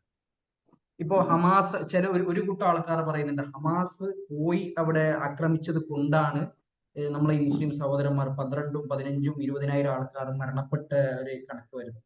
ചില ആൾക്കാർ പറയുന്നുണ്ട്, അതായത് അത് ആ കണക്കല്ല നോക്കേണ്ടത്, നമുക്ക് പലസ്തീന്റെ മോചനമാണ്. അവിടുത്തെ സാധാരണക്കാർ എല്ലാവരും ഹമാസിനെ അനുകൂലിച്ച് നിൽക്കുന്ന ആൾക്കാരാണ്, അവർക്കൊന്നും എതിർപ്പേ ഇല്ല എന്നുള്ള ഒരു നോഷൻ. രണ്ട് സംഭവങ്ങളുണ്ട്. ഉസ്താദിന് ഇതെന്താണ് ഈ ഇതിൽ? ഈ ഹമാസ് എന്ന് പറഞ്ഞാൽ ഇഖ്വാൻ മുസ്ലിമിന്റെ പാർട്ടിയാണ് ഹമാസ്, ഫലസ്തീനിലെ. അതിനു മുമ്പ് ലോകവേദികളിൽ ഫലസ്തീനെ ഔദ്യോഗികമായിട്ട് പ്രതിനിധീകരിക്കാൻ അംഗീകാരം ഉണ്ടായിരുന്നത് PLO ഒക്കെ ആയിരുന്നു. ആ PLO ആണ് പിന്നെ മറ്റേ കരാറുകളിലൊക്കെ ഫലസ്തീന്റെ പ്രതിനിധി ഔദ്യോഗികമായിട്ട്. അതിനെ തകർത്തിട്ടാണ് ഹമാസ് രംഗത്ത് വന്നത്. ഇപ്പൊ സ്വാഭാവികമായിട്ടും അന്ന് ഹമാസിനെ സഹായിച്ചിട്ടുണ്ടാകുന്ന ഇസ്രായേലായിരിക്കും. കാരണം നിലവിലുള്ള സംവിധാനത്തെ തകർക്കാൻ വേണ്ടി വേറൊരു സംവിധാനത്തെ അവരെന്ത് ചെയ്യും, ഉപയോഗപ്പെടുത്തും. അപ്പൊ അത് ശിഥിലമായാൽ എന്ത് ചെയ്യാ, പിന്നെ അവർക്ക് ഈ സംവിധാനത്തിന് തകർക്കാൻ പറ്റും. ആദ്യം ഒരു പാർട്ടി ഉള്ളൂ, ആ പാർട്ടിനെ തകർക്കാൻ വേണ്ടി ഒരു വേറെ പാർട്ടി ഉണ്ടാക്കും. ആ പാർട്ടി, ആദ്യത്തെ പാർട്ടി തകർന്നാൽ പിന്നീട് ഈ പാർട്ടിനെ ഏറ്റവും അവർക്ക് കാലക്രമേണ അതിനും തകർക്കാൻ സാധിക്കും. അതാണ് അവിടെ ഇസ്രായേൽ ചെയ്തത്. പിന്നെ നെതന്യാഹുവിന് വലിയ ജനപിന്തുണ കുറഞ്ഞപ്പോ, ജനങ്ങളൊക്കെ അയാൾക്കെതിരെ തിരിഞ്ഞപ്പോ, അപ്പോഴാണ് ഈ ഹമാസ് അവിടെ പോയി ബോംബിടുന്നത്. അതോടുകൂടി അയാളെ ജനപിന്തുണ വർദ്ധിക്കുകയും ഈ ഫലസ്തീനിലെ ജനങ്ങളെ കൊന്നൊടുക്കുകയോടുകൂടി അയാളെ പൂർവോപരി ശക്തിപ്പെടുകയും ചെയ്തു. അവർക്കൊരു അപ്പൊ ഇതൊക്കെ ലൈസൻസ് ആയി, അറിഞ്ഞുകൊണ്ട് നമ്മളെ സഹോദരന്മാരെ കൊല്ലാൻ ഒരു ലൈസൻസ് കിട്ടി, അവർക്ക് ഒരു കാരണം കിട്ടി. അതെ അതെ അതെ, അതിന് പിന്നിൽ ഇറാനായിരിക്കും. കാരണം ഇറാനും ഇസ്രായേലും ഉള്ളിൽ കൂടിയുള്ള വളരെ സീക്രട്ട് ഡീലിങ്സ് ഉണ്ടല്ലോ. അപ്പൊ ഇറാന്റെ കയ്യൊപ്പാണ് അതിന് പിന്നിലുള്ളത്. ഇറാൻ പറഞ്ഞപ്പോ ഹമാസ് യുദ്ധം ചെയ്തു. ഇറാനോട് ആര് പറഞ്ഞിട്ടുണ്ടാവും? ഇസ്രായേൽ നേരിട്ട് പറഞ്ഞിട്ടുണ്ടാവും. കാരണം ഇവരൊക്കെ ഈ കെണിയിൽ വീണവരായതുകൊണ്ട് ഇനി അവർക്ക് അതിന് രക്ഷപ്പെടാൻ സാധിക്കൂല. അറബികളൊക്കെ തെറ്റിച്ചു, അറബികളല്ല ഇറാനാണ് ഞങ്ങളെ സഹായിക്കുന്നത് പറഞ്ഞു. ഇറാൻ അതുകൊണ്ടുള്ള ഗുണം എന്താ അറിയോ? ഇറാൻ അതുകൊണ്ടുള്ള ഗുണം, ഒന്ന്, പിന്നെ ഫലസ്തീനിലെ ജനങ്ങളെ മൊത്തം കയ്യടി വാങ്ങാം, ഞങ്ങളാണ് നിങ്ങൾക്ക് ആയുധം തരുന്നത് വരെ. രണ്ട്, ആ കെയർ ഓഫിൽ ഇസ്രായേൽ അവിടെ കൊന്നൊടുക്കുമ്പോൾ സുന്നികളുടെ ജനസംഖ്യ കുറയും ലോകത്ത്. അപ്പൊ ഇറാന്റെ പദ്ധതി അവിടെ വിജയിക്കും. ഇപ്പൊ തന്നെ 23,000 ആളുകൾ കൊല്ലപ്പെട്ടില്ലേ? അതിന്റെ എത്രയോ ഇരട്ടി ആളുകള് ഭവനരഹിതരായില്ലേ? പലരും ലക്ഷക്കണക്കിന് ആളുകൾ നാട് വിട്ടില്ലേ? അപ്പോ ഇറാൻ അജണ്ട, അതായത് 2030 ലോക ജനസംഖ്യ, സുന്നി ജനസംഖ്യ അട്ടിമറിക്കുക എന്നുള്ള പദ്ധതി സുഗമമായി വിജയിപ്പിക്കാൻ ഇറാന് സാധിക്കും. ഇതിലൊക്കെ വീണ് കൊടുക്കാൻ ഈ ഹമാസിനെ പോലെ അഖീദയില്ലാത്ത, ഒരിക്കൽ ഒരു കെണിയിൽ വീണാൽ പിന്നെ ആ കെണിയിൽ നിന്ന് തല കയറാൻ പറ്റൂല. അപ്പൊ ഹമാസും ഇഹ്വാനും ഒക്കെ എന്ത് ചെയ്തു, ആദ്യം തന്നെ ഷിയ അജണ്ട എന്ന കെണിയിൽ വീണുപോയി. ഇനി അവർക്ക് അതിനെ ന്യായീകരിക്കുകയും അത് തുടരുകയും ചെയ്യല്ലാതെ അതിൽ നിന്ന് മോചിതരാകാൻ സാധിക്കൂല. മോചിതരാകാൻ സാധിച്ചില്ലെങ്കിൽ എന്ത് സംഭവിക്കും? ഒരുപാട് നാശങ്ങൾ ഇനിയും സംഭവിക്കും. ഇതാണ് ലോകത്ത് നടക്കുന്നത്. ആ ഒരു രീതിയിലാണ് കാര്യങ്ങൾ നടക്കുന്നത്. സുബ്ഹാനല്ലാഹ്. അതായത് അഹ്ലുസുന്നന്റെ രീതി അനുസരിച്ച് ശക്തരല്ലാത്ത കാലത്ത് ശത്രുക്കളോട് അങ്ങോട്ട് യുദ്ധം ചെയ്യാൻ പോകാൻ പാടില്ല എന്നാണ്. അവിടെ ഹമാസ് ശക്തരല്ലല്ലോ, ഈ ഇസ്രായേൽ തന്നെ വലിയ ശക്തിയാണ്, അവരൊപ്പം അമേരിക്ക ഉണ്ട്. അപ്പൊ ദുർബലരായ ഒരു വിഭാഗം ശക്തരോട് യുദ്ധം ചെയ്താല് അവിടെ വലിയ ഫിത്ന ഉണ്ടാവും. അപ്പൊ വലിയ ഫിത്തിന, ഗുണത്തേക്കാളേറെ ദോഷമാണ് വരുന്നതെങ്കിൽ അവിടെ സബറ്, മദീനയിൽ മക്കത്ത് നബി ക്ഷമിച്ചതുപോലെ ശക്തി ഉണ്ടാകുന്നത് വരെ ക്ഷമിക്കുക. രണ്ടാമത് ഈമാനികമായ ശക്തി ഉണ്ടാകണം. ഇൻ തൻസുറുല്ലാഹി യൻസുറുക്കും വയുസബ്ബിത്ത് അഖ്ദാമക്കും. നിങ്ങൾ അള്ളാഹിനെ സഹായിച്ചാൽ അള്ളാഹ് നിങ്ങളെ സഹായിക്കും, നിങ്ങളുടെ പാദങ്ങൾ അടിയുറപ്പിച്ചു നിർത്തും. അള്ളാഹിനെ സഹായിക്കൽ എങ്ങനെ? സഹാബത്ത് എങ്ങനെ അള്ളാഹിനെ സഹായിച്ചത്? ഈമാനികമായ ശക്തി ഉണ്ടാക്കണം. ഫലസ്തീനിലെ മുസ്ലിങ്ങളുടെ അവസ്ഥ എന്താ? ഒരു രാജ്യം പോലും ഇല്ലാത്ത ഫലസ്തീനിൽ സ്വന്തമായിട്ട് പിന്നെ സൗന്ദര്യ മത്സരമുണ്ട്, സ്വന്തമായിട്ട് സൗന്ദര്യത്തിന് വേണ്ടിയുള്ള മാഗസിൻ ഉണ്ട്. അവരുടെ പെണ്ണുങ്ങൾ ജീൻസ് ഇട്ടാണ് പ്രകടനം നടത്തുന്നത്, ജീൻസും ഫ്രോക്കും ഇട്ടിട്ട്. അവര് അള്ളാഹുവിനെലേക്ക് മടങ്ങിയാൽ അള്ളാഹുവിന്റെ സഹായം ഉണ്ടാവും. ഇപ്പൊ അവർക്ക് ദുന്യാവിയായ നിന്ദ്യതയും പരലോക നിന്ദ്യതയും ഒരുപോലെ അനുഭവിക്കുന്ന ഒരു അവസ്ഥയാണ്. കാരണം അവിടെ ദീനില്ല. അവിടെ യഹ്വാന്റെ നേതൃത്വത്തിലായതുകൊണ്ട് അവരൊരിക്കലും ദീനിലേക്ക് തിരിച്ചു വരൂല. ഭൗതികമായിട്ട് കലാപം, രക്തം ചിന്തല്, പിന്നെ പൊട്ടിക്കല്, ഇതിലേ ഒരു ചിന്തിക്കുന്നുള്ളൂ. അള്ളാഹ് സഹായം കിട്ടാനുള്ള വഴികൾ അതല്ലല്ലോ. അതിലേക്ക് അള്ളാഹുവിലേക്ക് മടങ്ങുക, എന്നിട്ട് ശക്തരാവുക എന്നൊരു ചിന്ത അവർക്ക് ഒരിക്കലും വരൂല. കാരണം അവർ മെറ്റീരിയലിസ്റ്റിക് ആയിട്ടാണ് ചിന്തിക്കുന്നത്. അതാണ് അവരുടെ പ്രശ്നം. ഉസ്താദ് പറയുമ്പോൾ ഒരു ചോദ്യം വന്നാണ്, ഒരു സഹോദരൻ ഇട്ട ചോദ്യമാണ്. ഈ അതായത് ഇപ്പൊ ഫലസ്തീനിൽ നമ്മൾ ഗസാന്റെ സഹോദരന്മാർ, സാധാരണക്കാരായ ആൾക്കാർ, അവര് ഈ ഒരു ഹമാസിന്റെ ഈ പ്രകടനത്തോട് അവര് യോജിക്കുന്നുണ്ടോ? അല്ലെങ്കിൽ എല്ലാവരും യോജിക്കുന്നതാണ്? മുത്തലഖ് യോജിപ്പോ? അവർക്ക് അവിടെ ഒരു സ്വാതന്ത്ര്യം ഇല്ല. അവര് ഹമാസിനെതിരിൽ പറഞ്ഞാൽ അവർക്ക് പിന്നെ തല ഉണ്ടാവില്ല. ഇപ്പൊ ഒരു പെണ്ണ് ഒരു പത്രസമ്മേളനത്തിൽ ഹമാസിനെതിരിൽ സംസാരിച്ചപ്പോ ആ പെണ്ണിന്റെ വായ മൂടിപ്പറ്റിയ ഒരു ഫോട്ടോ ഞാൻ കണ്ടു, വീഡിയോ. അതുകൊണ്ട് അവർക്ക് പറയാനുള്ള സ്വാതന്ത്ര്യമില്ല. കാരണം അവിടെ ഹമാസ് ഈ 17 കൊല്ലം അധികാരത്തിലേറിയിട്ട് പിന്നെ അവിടെ ഇലക്ഷനോ ഒന്നും നടത്തിയിട്ടില്ല. അവിടെ ഏകാധിപത്യം എന്നല്ല നടക്കേണ്ടത്. അപ്പൊ അവരുടെ കിങ്കരന്മാരെന്തെയും അവരെ കഥ കഴിക്കും. അതുകൊണ്ട് ഫലസ്തീനികൾ നിസ്സായരാണ്. അവർക്ക് ഹമാസിന്റെ ആളുകളായി അഭിനയിക്കാനല്ലാതെ വേറെ മാർഗമൊന്നും അവരുടെ മുന്നിലില്ല. ഞാന് എഴുതി വെച്ച കുറച്ച് പ്രിപ്പയർ ആക്കിയ ചോദ്യങ്ങൾ കഴിഞ്ഞിട്ടുണ്ട്. ബറക്കല്ലാഹു ഫീക്. സഹോദരന്മാർക്കെല്ലാം പുതിയൊരു പെർസ്പെക്റ്റീവ് കണ്ടിട്ടുണ്ടാവുമെന്നാണ് ഞാൻ വിശ്വസിക്കുന്നത്. ഇൻഷാ അല്ലാഹ് ഇനി നമുക്ക് പെട്ടെന്ന് 1 മണിക്കൂറെടുത്തോളായി. ആർക്കെങ്കിലും എന്തെങ്കിലും ചോദ്യങ്ങൾ ഉണ്ടെങ്കിൽ ഇൻഷാ അല്ലാഹ് ഉസ്താദിനോട് ചോദിക്കാം. മൈക്ക് കൊണ്ട് ചോദിക്കുന്നതാണ് ഏറ്റവും ഹയർ, അതായിരിക്കും ഏറ്റവും നല്ലത്. ഇൻഷാ അല്ലാഹ് എന്തെങ്കിലും ചോദ്യങ്ങളുണ്ട് ഉസ്താദിനോട് ഇപ്പൊ ചോദിക്കാം. നിങ്ങൾ എവിടൊക്കെ ഇരുന്നിട്ടാണ് ഇതിൽ പങ്കെടുക്കേണ്ടത്? ഇത് എന്താ വെച്ചാൽ ഉസ്താദ്, EMK എന്നുള്ള ഒരു കൂട്ടായ്മയാണ്. നിങ്ങള് കോവിഡിന്റെ സമയത്ത് നിങ്ങളൊക്കെ സ്ഥലം കാസർഗോഡാണോ? അല്ല, എല്ലാവരും കാസർഗോഡ് അല്ല. ഞാൻ കാസർഗോഡ്, ബാക്കി എല്ലാവരും കേരളത്തിൽ അങ്ങോട്ടും ഇങ്ങോട്ടും ഉള്ള ആൾക്കാരാണ്. നിങ്ങളെവിടെ സ്ഥലം? ഞാൻ മേൽപ്പുറമാണ് ഉസ്താദ്, കാസർഗോഡ് മേൽപ്പുറം. ഉസ്താദ് ഞാനന്ന് വിളിച്ചിട്ടുണ്ടായിരുന്നു, നമുക്കൊന്ന് കാണാൻ പറ്റുമോ എന്ന് പറഞ്ഞിട്ട്. എനിക്കൊന്ന് ഒരു 4-5 മാസങ്ങൾക്ക് മുമ്പാണ്. അന്ന് പിന്നെ ഉസ്താദ് എന്തോ തിരക്ക് ഒന്ന് കാണണം. പിന്നെ ഒരു ചോദ്യം വന്നിട്ടുണ്ടായിരുന്നു ഉസ്താദ് ഇതില്. പറഞ്ഞു ചോദിച്ചു. അതായത് പിക്ചറിന് വേണ്ടിട്ട് റിമംബറൻസ് പോലെ ഒരു മൂവി.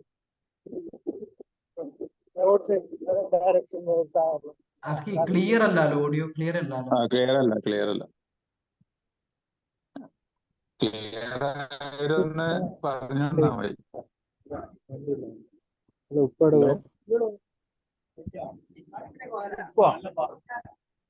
ഹലോ, ക്ലിയർ അല്ല ഉസ്താദ്. അത് ഇവിടെ അടുത്ത ഇതില് നമ്മള് ഇതിലൊരു ചോദ്യം പറഞ്ഞു ചോദിച്ചോ. എന്നെ കേൾക്കാൻ പറ്റുന്നുണ്ടോ? ഓക്കെ, അസ്സലാമു അലൈക്കും. എന്റെ ഒരു 2 വിഷയമാണ് എനിക്ക് ചോദിക്കാനുള്ളത്. ഒന്ന്, ഈ പിന്നെ നമ്മള് വീക്കായി നിൽക്കുന്ന സമയത്ത്, നമ്മൾ ദുർബലരായി നിൽക്കുന്ന സമയത്ത് യുദ്ധം ചെയ്യരുത് എന്ന് പറയുന്നത് റസൂലിന്റെ ചരിത്രത്തിനോട് യോജിക്കുന്നുണ്ടോ എന്നുള്ളൊരു സംശയമാണ്. എന്ന് വെച്ചാല് ഇപ്പൊ ഉഹുദിലൊരു സിറ്റുവേഷൻ, റസൂല് വീക്കായി നിൽക്കുന്ന സിറ്റുവേഷനിൽ തന്നെയാണല്ലോ അപ്പുറത്ത് ഭയങ്കര. അതേപോലെ തന്നെ മുത്തുവ യുദ്ധം എന്ന് പറയപ്പെടുന്ന യുദ്ധം, എൻ്റെ ഒരു ഓർമ്മ ശരിയാണെങ്കിൽ അതില് ഇപ്പം ഖാലിദ് റളിയല്ലാഹുവിനൊക്കെ സൈഫുല്ലാഹി എന്നൊക്കെ ഉള്ള ആ ടൈറ്റിലൊക്കെ വരുന്ന ആ ഒരു പശ്ചാത്തലം ഉണ്ടല്ലോ. മീൻസ് ആ ഒരു യുദ്ധത്തിലൊക്കെ റസൂല് ഒരിടത്തിൽ ആത്മഹത്യാപരമായിട്ട് പോരാടി എന്ന് പറയേണ്ടി വരില്ല എന്നുള്ളതാണ് ഫസ്റ്റ് കാര്യം. പിന്നെ രണ്ടാമതൊരു വിഷയം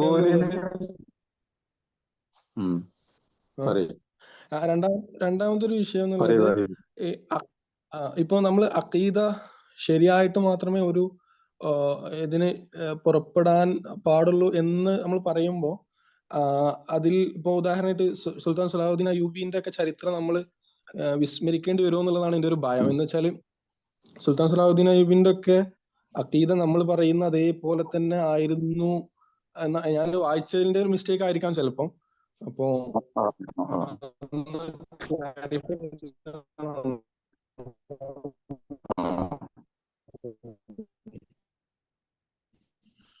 അവസാനം കേട്ടില്ല. ഒന്നും കേട്ടിട്ടില്ല കേട്ടോ. ലാസ്റ്റ് നിങ്ങൾ പറഞ്ഞ കേട്ടിട്ടില്ല. ലാസ്റ്റ് കേട്ടില്ല, ബാക്കി രണ്ടെണ്ണം ചോദ്യം കേട്ടു. ഓക്കെ, ഞാൻ പറഞ്ഞത് സുൽത്താൻ സലാഹുദ്ദീൻ അയ്യൂബിന്റെ ഒക്കെ രണ്ടാമത്തെ ചോദ്യത്തിന്റെ ഭാഗം എന്ന് പറഞ്ഞാൽ കേട്ടു. അത് പിന്നെ നമ്മളെ കറക്റ്റ് അപ്പം റസൂൽ സല്ലല്ലാഹു അലൈഹി വസല്ലമയുടെ കാലത്ത് അങ്ങനെ യുദ്ധം നടന്നിട്ടുണ്ടെങ്കിൽ, ഉഹദിൽ നടന്നിട്ടുണ്ടെങ്കിൽ അതിന് കേൾക്കുന്നുണ്ടോ? അള്ളാഹു റസൂലിന്റെ കാലത്തെ യുദ്ധമാണെങ്കിൽ അത് അള്ളാഹുവിന്റെ അറിവോടുകൂടിയും സമ്മതത്തോടു കൂടി ആയിരിക്കുമല്ലോ നടന്നിട്ടുണ്ടാകുക. അപ്പൊ അതിന് ബേജാറാകേണ്ട ആവശ്യമില്ല. അത് അള്ളാഹുവിന്റെ സമ്മതത്തോടു കൂടിയുള്ള അള്ളാഹുവിന്റെ സമ്മതത്തോടു കൂടിയുള്ള യുദ്ധങ്ങളായിരിക്കും റസൂലിന്റെ കാലത്ത് നടന്നത്. അപ്പൊ അതിനെപ്പറ്റി നമ്മൾ ആശങ്കപ്പെടേണ്ടതില്ല. അതുപോലെയല്ല പിന്നീട് മുസ്ലിം സമുദായത്തിന്റെ ഇജ്മാഅ് അല്ലെങ്കിൽ അവരുടെ പണ്ഡിതന്മാരുടെ തീരുമാനം എന്താണ്? ദുർബലമായ ഘട്ടത്തിൽ മുസ്ലിങ്ങൾ യുദ്ധം ചെയ്യരുതെന്ന. ഇപ്പൊ റസൂലിന്റെ സഹാബത്തിന്റെ കാലത്ത് ഒന്ന് രണ്ട് സംഭവങ്ങൾ ഉണ്ടായി. ഉദാഹരണം പറയുകയാണെങ്കിൽ ഭരണകൂടത്തിനെതിരിൽ പുറപ്പെട്ട ഒന്ന് രണ്ട് സംഭവം ഉണ്ടായി. ഒന്ന് ഹുസൈൻ റളിയല്ലാഹു അൻഹു കർബലയിൽ പോയത്, രണ്ട് അബ്ദുല്ലാഹി ഇബ്നു ഉമർ റളിയല്ലാഹു അൻഹു അന്നത്തെ ഭരണാധികാരികൾക്കെതിരെ നീങ്ങിയത്. ഇത് രണ്ടിന്റെയും ദാരുണ ഫലം മുന്നിൽ വെച്ചിട്ടാണ് പണ്ഡിതന്മാർ പിന്നീട് തീരുമാനിച്ചത് ഭരണാധികാരികളിൽ എന്തിനു പോകരുത് എന്ന്. ഖുറൂജ് പാടില്ല എന്ന ഇജ്മായിൽ എത്തിച്ചേരാൻ. കാരണം ഒരു മുമ്പത്തെ ഒരു സംഭവം കൂടി പഠന വിധേയമാക്കിയിട്ടായിരിക്കും പിന്നീട് ഒരു ഇജ്മാ പണ്ഡിതന്മാരുടെ തീരുമാനം ഉണ്ടാകുക. അപ്പൊ റസൂലിന്റെ ശേഷം ഇങ്ങനത്തെ സംഭവങ്ങൾ മുസ്ലിങ്ങൾ ദുർബലമായി. കാരണം ഒന്നാമത് റസൂലിന്റെ കാലത്ത് സഹാബത്താണ് യുദ്ധത്തിനുള്ളത്, അവരെ ഈമാന് തന്നെ നമുക്കറിയാലോ. പക്ഷെ ഇന്നത്തെ നമ്മുടെ ഈമാൻ ഖുർആനിൽ പറഞ്ഞ നിങ്ങള് 10 ആളുകൾക്ക് അല്ല, ശത്രുക്കള് 10 ആളുകൾക്ക് നിങ്ങള് പിന്നെ ഇത്ര ആളുണ്ടായാൽ മതി എന്ന് പറഞ്ഞത് ആ സഹാബികളോടാണ്. നിങ്ങളിൽ പെട്ട ഇശ്റൂന സാബിരീന, 20 ക്ഷമാശാലികൾ, അവ എല്ലാ തരത്തിലുള്ള ക്ഷമയും സഹനവും തഖ്വയുള്ള അവരെ പറ്റിയാണ് പറഞ്ഞത്. അത് പിൽക്കാലത്ത് ഈ വിശ്വാസ വ്യതിയാനമൊക്കെ സംഭവിച്ച ശേഷം അങ്ങനെ മുസ്ലിങ്ങൾ ദുർബലരായ അവസ്ഥയിൽ വിജയിച്ച ഒറ്റ ചരിത്രം കാണാൻ സാധിക്കുന്നില്ല. സലാഹുദ്ദീൻ അയ്യൂബിന്റെ കാലത്തും അവർ ശക്തരായിരുന്നല്ലോ. പേർഷ്യക്കാരോട് അല്ല, പിന്നെ കുരിശു പടയാളികളോട് പിന്നെ ഏറ്റുമുട്ടാൻ മാത്രം ശക്തി അവർക്കുണ്ടായിരുന്നു. മാത്രല്ല അന്ന് വിശ്വാസപരമായിട്ട് ഇന്നത്തെ അശരികളെ പോലെ പഴിച്ചവരല്ല അന്നത്തെ അശരികൾ. ഇന്നത്തെ അശരികള് സൂഫിസത്തിന്റെ അതിര് കടന്ന് സ്വാധീനമുള്ള ഇസ്തിഹാസവാദികളും മറ്റുമൊക്കെയാണ്. അന്നത്തെ അശരികൾക്ക് അങ്ങനത്തെ കുഴപ്പമൊന്നുമില്ല. അവര് അത്ര ഗുരുതരമല്ലാത്ത പിന്നെ വിശ്വാസപരമായ പ്രശ്നങ്ങളെ അശരികൾക്കുള്ളൂ. അശരി എന്ന് പറഞ്ഞാൽ എല്ലാ കാലത്തും ഒരേപോലല്ല, ഒരുപാട് ഘട്ടങ്ങൾ അവർ കഴിഞ്ഞു പോയിട്ടുണ്ട്. അപ്പൊ അതുകൊണ്ട് തന്നെ അന്നത്തെ സലാഹുദ്ദീൻ അയ്യൂബിന്റെ ഒപ്പമുള്ള ഒരു ഗുരുതരമായ വ്യതിയാനത്തിൽപ്പെട്ടവരല്ല ആണ് എന്ന് നമുക്ക് പറയാൻ പറ്റൂല. പക്ഷെ പിന്നീട് അശരീസും സൂഫിസവും ഇപ്പൊ ഈ ഷാഫി മദ്ഹബ് ഇത്ര കേടുവരാൻ കാരണം എന്താ? ഷാഫി മദ്ഹബിന് ഒരു കുഴപ്പമില്ലല്ലോ, അത് അഹ്ലുസുന്നന്റെ മദ്ഹബല്ലേ. പക്ഷെ അതിൽ സൂഫിസം കടന്നു കയറിയത് മുതലാണ് അത് ഇന്നത്തെ കോലത്ത് ഇസ്തിഹാസവാദികളായി മാറിയത്. ഇതൊക്കെ നമ്മൾ പഠിക്കണം. അപ്പോഴാണ് നമുക്കൊരു വിഷയത്തെ വിധി എഴുതാൻ പറ്റുള്ളൂ. അർഷദിന്റെ ചോദ്യത്തിന് ഉത്തരമായിട്ടുണ്ടാവുമെന്നാണ് വിശ്വസിക്കുന്നത്. ഇൻഷാ അല്ലാഹ്. ഇനി അടുത്ത ആർക്കെങ്കിലും ചോദിക്കാനുണ്ടെങ്കിൽ ചോദിച്ചോ. കേൾക്കാം. കുറച്ചൊന്ന് സൗണ്ട് എടുത്ത് കുറച്ച് മൈക്ക് അടുത്ത് പറഞ്ഞാല് നല്ലതായിരിക്കും. ക്ലിയർ ആണ്. ഉസ്താദ് നേരത്തെ പരാമർശിച്ചല്ലോ, അതായത് ഇറാന്റെയും ഇസ്രായേലിന്റെയും ഹിഡൻ അജണ്ടകളും, അതുപോലെ തന്നെ ഈ ഒക്ടോബർ 7-ലുണ്ടായ വിഷയം എന്ന് പറയുന്നത് സുന്നികളെ ഇല്ലാതാക്കാൻ വേണ്ടിയിട്ട് ഇറാനെ ഹമാസിനോട് പറഞ്ഞതാകാം എന്നുള്ള കാര്യം ഉസ്താദ് പരാമർശിച്ചല്ലോ. അത് നമുക്കൊരു കൃത്യമായിട്ടുള്ള തെളിവില്ലാണ്ട് നമുക്ക് അങ്ങനെ ഒരാളെ ഉത്ബോധിപ്പിക്കാൻ പറ്റുക. കാരണം നമ്മൾ പറയുന്നതിന്റെ ഒരു അറിയാത്ത ആളുകൾ ഇറാന് ഹമാസിനോടും അതെ ഹിസ്ബുള്ളയും ഒരേ സമയം യുദ്ധം ചെയ്യും എന്ന് ഇറാൻ പറയുകയും ഹിസ്ബുള്ള കാലുമാറുകയും ഹമാസ് ആക്രമിക്കുകയും ചെയ്തു എന്നത് അറബ് ലോകത്ത് വലിയ അന്നത്തെ വാർത്തയിൽ വളരെ വ്യക്തമായിട്ടുണ്ടായിരുന്നു ഈ വാർത്ത. പക്ഷെ ഇവിടെ ഞാൻ പറഞ്ഞ മാതിരി ഇവിടുത്തെ മാധ്യമങ്ങളൊന്നും അത് റിപ്പോർട്ട് ചെയ്തില്ല. അത്തരം കാര്യങ്ങള് നമുക്ക് കൃത്യമായിട്ട് ലഭിക്കാൻ എന്താ ചെയ്യാ? ലഭിക്കാൻ ഇത്തരം ഈ മുഖ്യധാര വാർത്തക്കെതിരിൽ, പ്രത്യേകിച്ച് ഇറാൻ വാർത്തക്കെതിരിൽ പിന്നെ വരുന്ന ചില അറബി ചാനലുകളുണ്ട്, പോർട്ടലുകളുണ്ട്, ഇതിലൊക്കെ നോക്കിയാൽ കിട്ടും. അതായത് ഉസ്താദ് ഇപ്പൊ പറഞ്ഞു വരുന്നത് എന്താണെന്ന് വെച്ചാൽ മനസ്സിലാക്കുന്നത്, നമ്മളിപ്പോ കാണുന്ന ഒരു നെറേറ്റീവ്, സോഷ്യൽ നെറേറ്റീവ് എന്ന് വെച്ചാൽ ഇങ്ങനെ ഇപ്പൊ ഒരു അറബ് ഭരണത്തിനെതിരായിട്ടുള്ള ഒരു രീതി, അറബികൾക്കെതിരായിട്ടുള്ള ഒരു രീതി കണ്ടുവരുന്നുണ്ടല്ലോ. അപ്പൊ അത് നമുക്ക് എടുത്തു നോക്കാൻ, അത് ശരിയാണോ തെറ്റാണോ എന്നുള്ള ഒരു നോക്കാനുള്ള ഒരു മാനദണ്ഡം സാധാരണക്കാരന്റെ ഇടയിൽ ഇല്ല എന്നാണല്ലോ, അല്ലെ? അതാണല്ലോ ഉസ്താദ് പറഞ്ഞു വരുന്നത്. അതാണ് ഇപ്പൊ ഒരു ന്യൂസ് നമുക്ക് കിട്ടിയാല് അത് സാധാരണക്കാരനല്ല, ഇവിടുത്തെ അഭ്യസ്ത വിദ്യനും പത്രത്തിൽ വരുന്നതും ചാനലിൽ വരുന്നതല്ല വിശ്വസിക്കേണ്ടത്. വരികൾക്കിടയിൽ വായിക്കാനും വിഷയത്തെ പഠിക്കാനും തയ്യാറാകുന്നവർ എത്ര ശതമാനമുണ്ട്? അതാണ് പ്രശ്നം. അടുത്ത ആർക്കെങ്കിലും ചോദ്യങ്ങൾ ഉണ്ടെങ്കിൽ. അസ്സലാമു അലൈക്കും. ക്ലിയർ അല്ലേ? ക്ലിയർ ആണ്, ചോദിച്ചോ. എനിക്ക് ചോദിക്കാനുള്ളത് ഇറാനെ കുറിച്ചാണ്.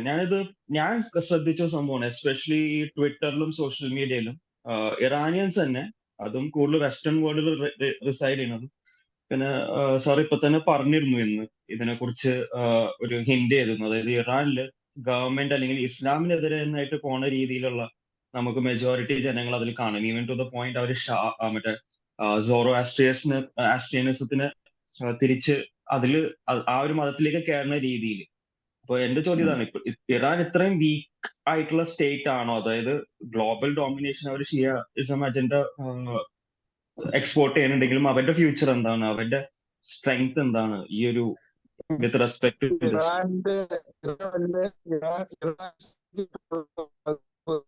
സമ്പന്ന രാജ്യമാണ്. പക്ഷെ ഇറാന്റെ സമ്പത്ത് മുഴുവൻ പോകുന്നത് ആഭ്യന്തരമായിട്ടല്ല, വികസനത്തിനല്ല, ലോകത്ത് കലാപം ഉണ്ടാക്കാനും സുന്നി രാജ്യങ്ങളെ അസ്ഥിരപ്പെടുത്താനും അവിടെ ഫണ്ട് ചെലവഴിക്കുക. ആഫ്രിക്കൻ രാജ്യങ്ങളിൽ പ്രത്യേകിച്ചും സ്കൂളും കോളേജും യൂണിവേഴ്സിറ്റിയും പിന്നെ കിണറും ഇതൊക്കെ ഉണ്ടാക്കി കൊടുത്തിട്ട് ഷീസം പ്രചരിപ്പിക്കാൻ ഫണ്ട് കൊണ്ട്, പിന്നെ ഹിസ്ബുള്ള, ഊസികൾ മിലിറ്റന്റുകൾക്ക് ഫണ്ട് കൊടുത്തിട്ട് അവർക്ക് ആയുധവും സൈനികർക്ക് ശമ്പളവും ഒക്കെ കൊടുത്തിട്ട് അങ്ങനെ ഒരു ഫണ്ട് പോകുന്നുണ്ട്. അതുകൊണ്ട് ഫണ്ട് ജനങ്ങൾക്ക് അസംതൃപ്തമാണ്.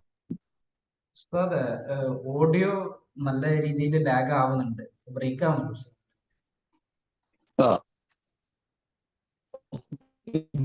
കേൾക്കുന്നുണ്ടോ? ഇല്ല ഉസ്താദ്, അത് ഒരു പ്രശ്നം തന്നെയാണ്, കേൾക്കാൻ ക്ലിയർ ആവുന്നുണ്ട്.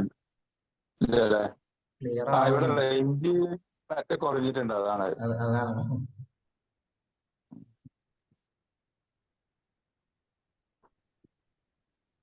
ഞങ്ങളവിടെ പൊതുവെ റേഞ്ച് വളരെ കുറവാണ്.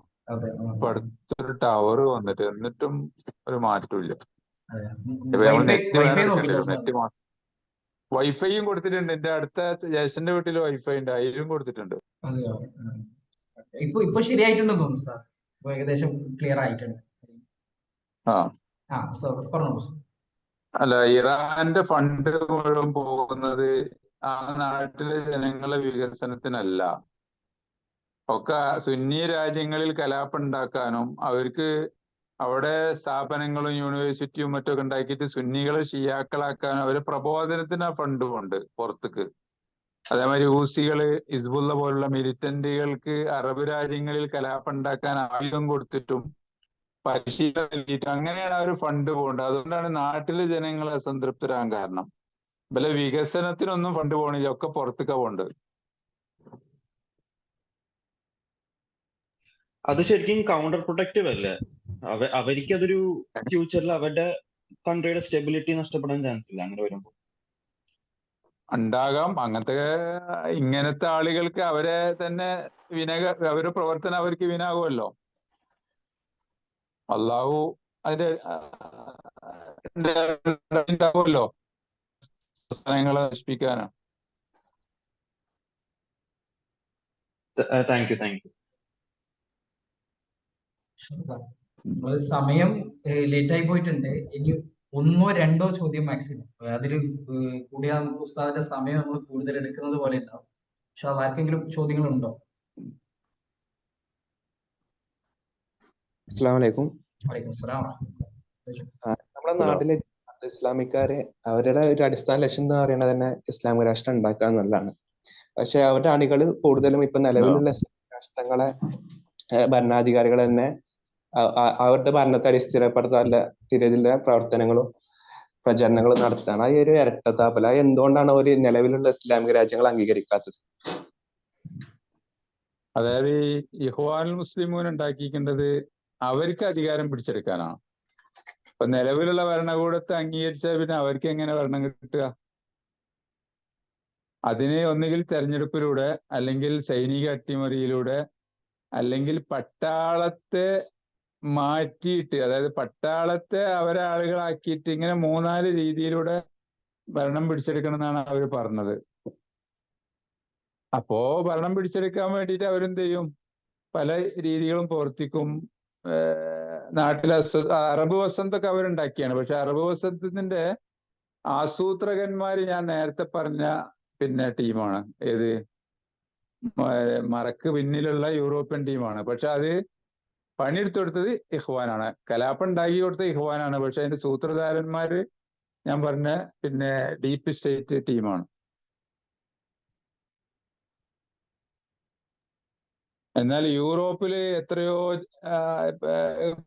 പ്രശ്നമൊക്കെ ഉണ്ടായിട്ട് ജനങ്ങൾ തെരുവിലേക്ക് ഇറങ്ങി എന്നല്ലാതെ ഒരു ബസ്സിന് പോലും കല്ലെറിഞ്ഞിട്ടില്ല. അതേസമയം അറബ് ലോകത്ത് എത്ര ആയിരം കോടികളുടെ ആഭ്യന്തര നഷ്ടം ഉണ്ടാക്കി ഈ അറബ് വസന്തം. ഇതൊന്നും നമ്മൾ പഠിക്കുകയോ അതിനെപ്പറ്റി നമ്മളെല്ലാവരും അറബ് വസന്തം എന്നിട്ട് ആഘോഷിച്ചു, മുജാഹിദികളടക്കം. ഈ അറബ് വസന്തം ഉണ്ടാക്കിയിട്ട് അവിടെ ഉണ്ടായ ആഭ്യന്തര നാശം എത്രയാണ്? എത്ര ജനങ്ങളെ ജീവൻ നഷ്ടപ്പെട്ടു? ഇതാരെങ്കിലും പഠന വിധേയമാക്കിയോ?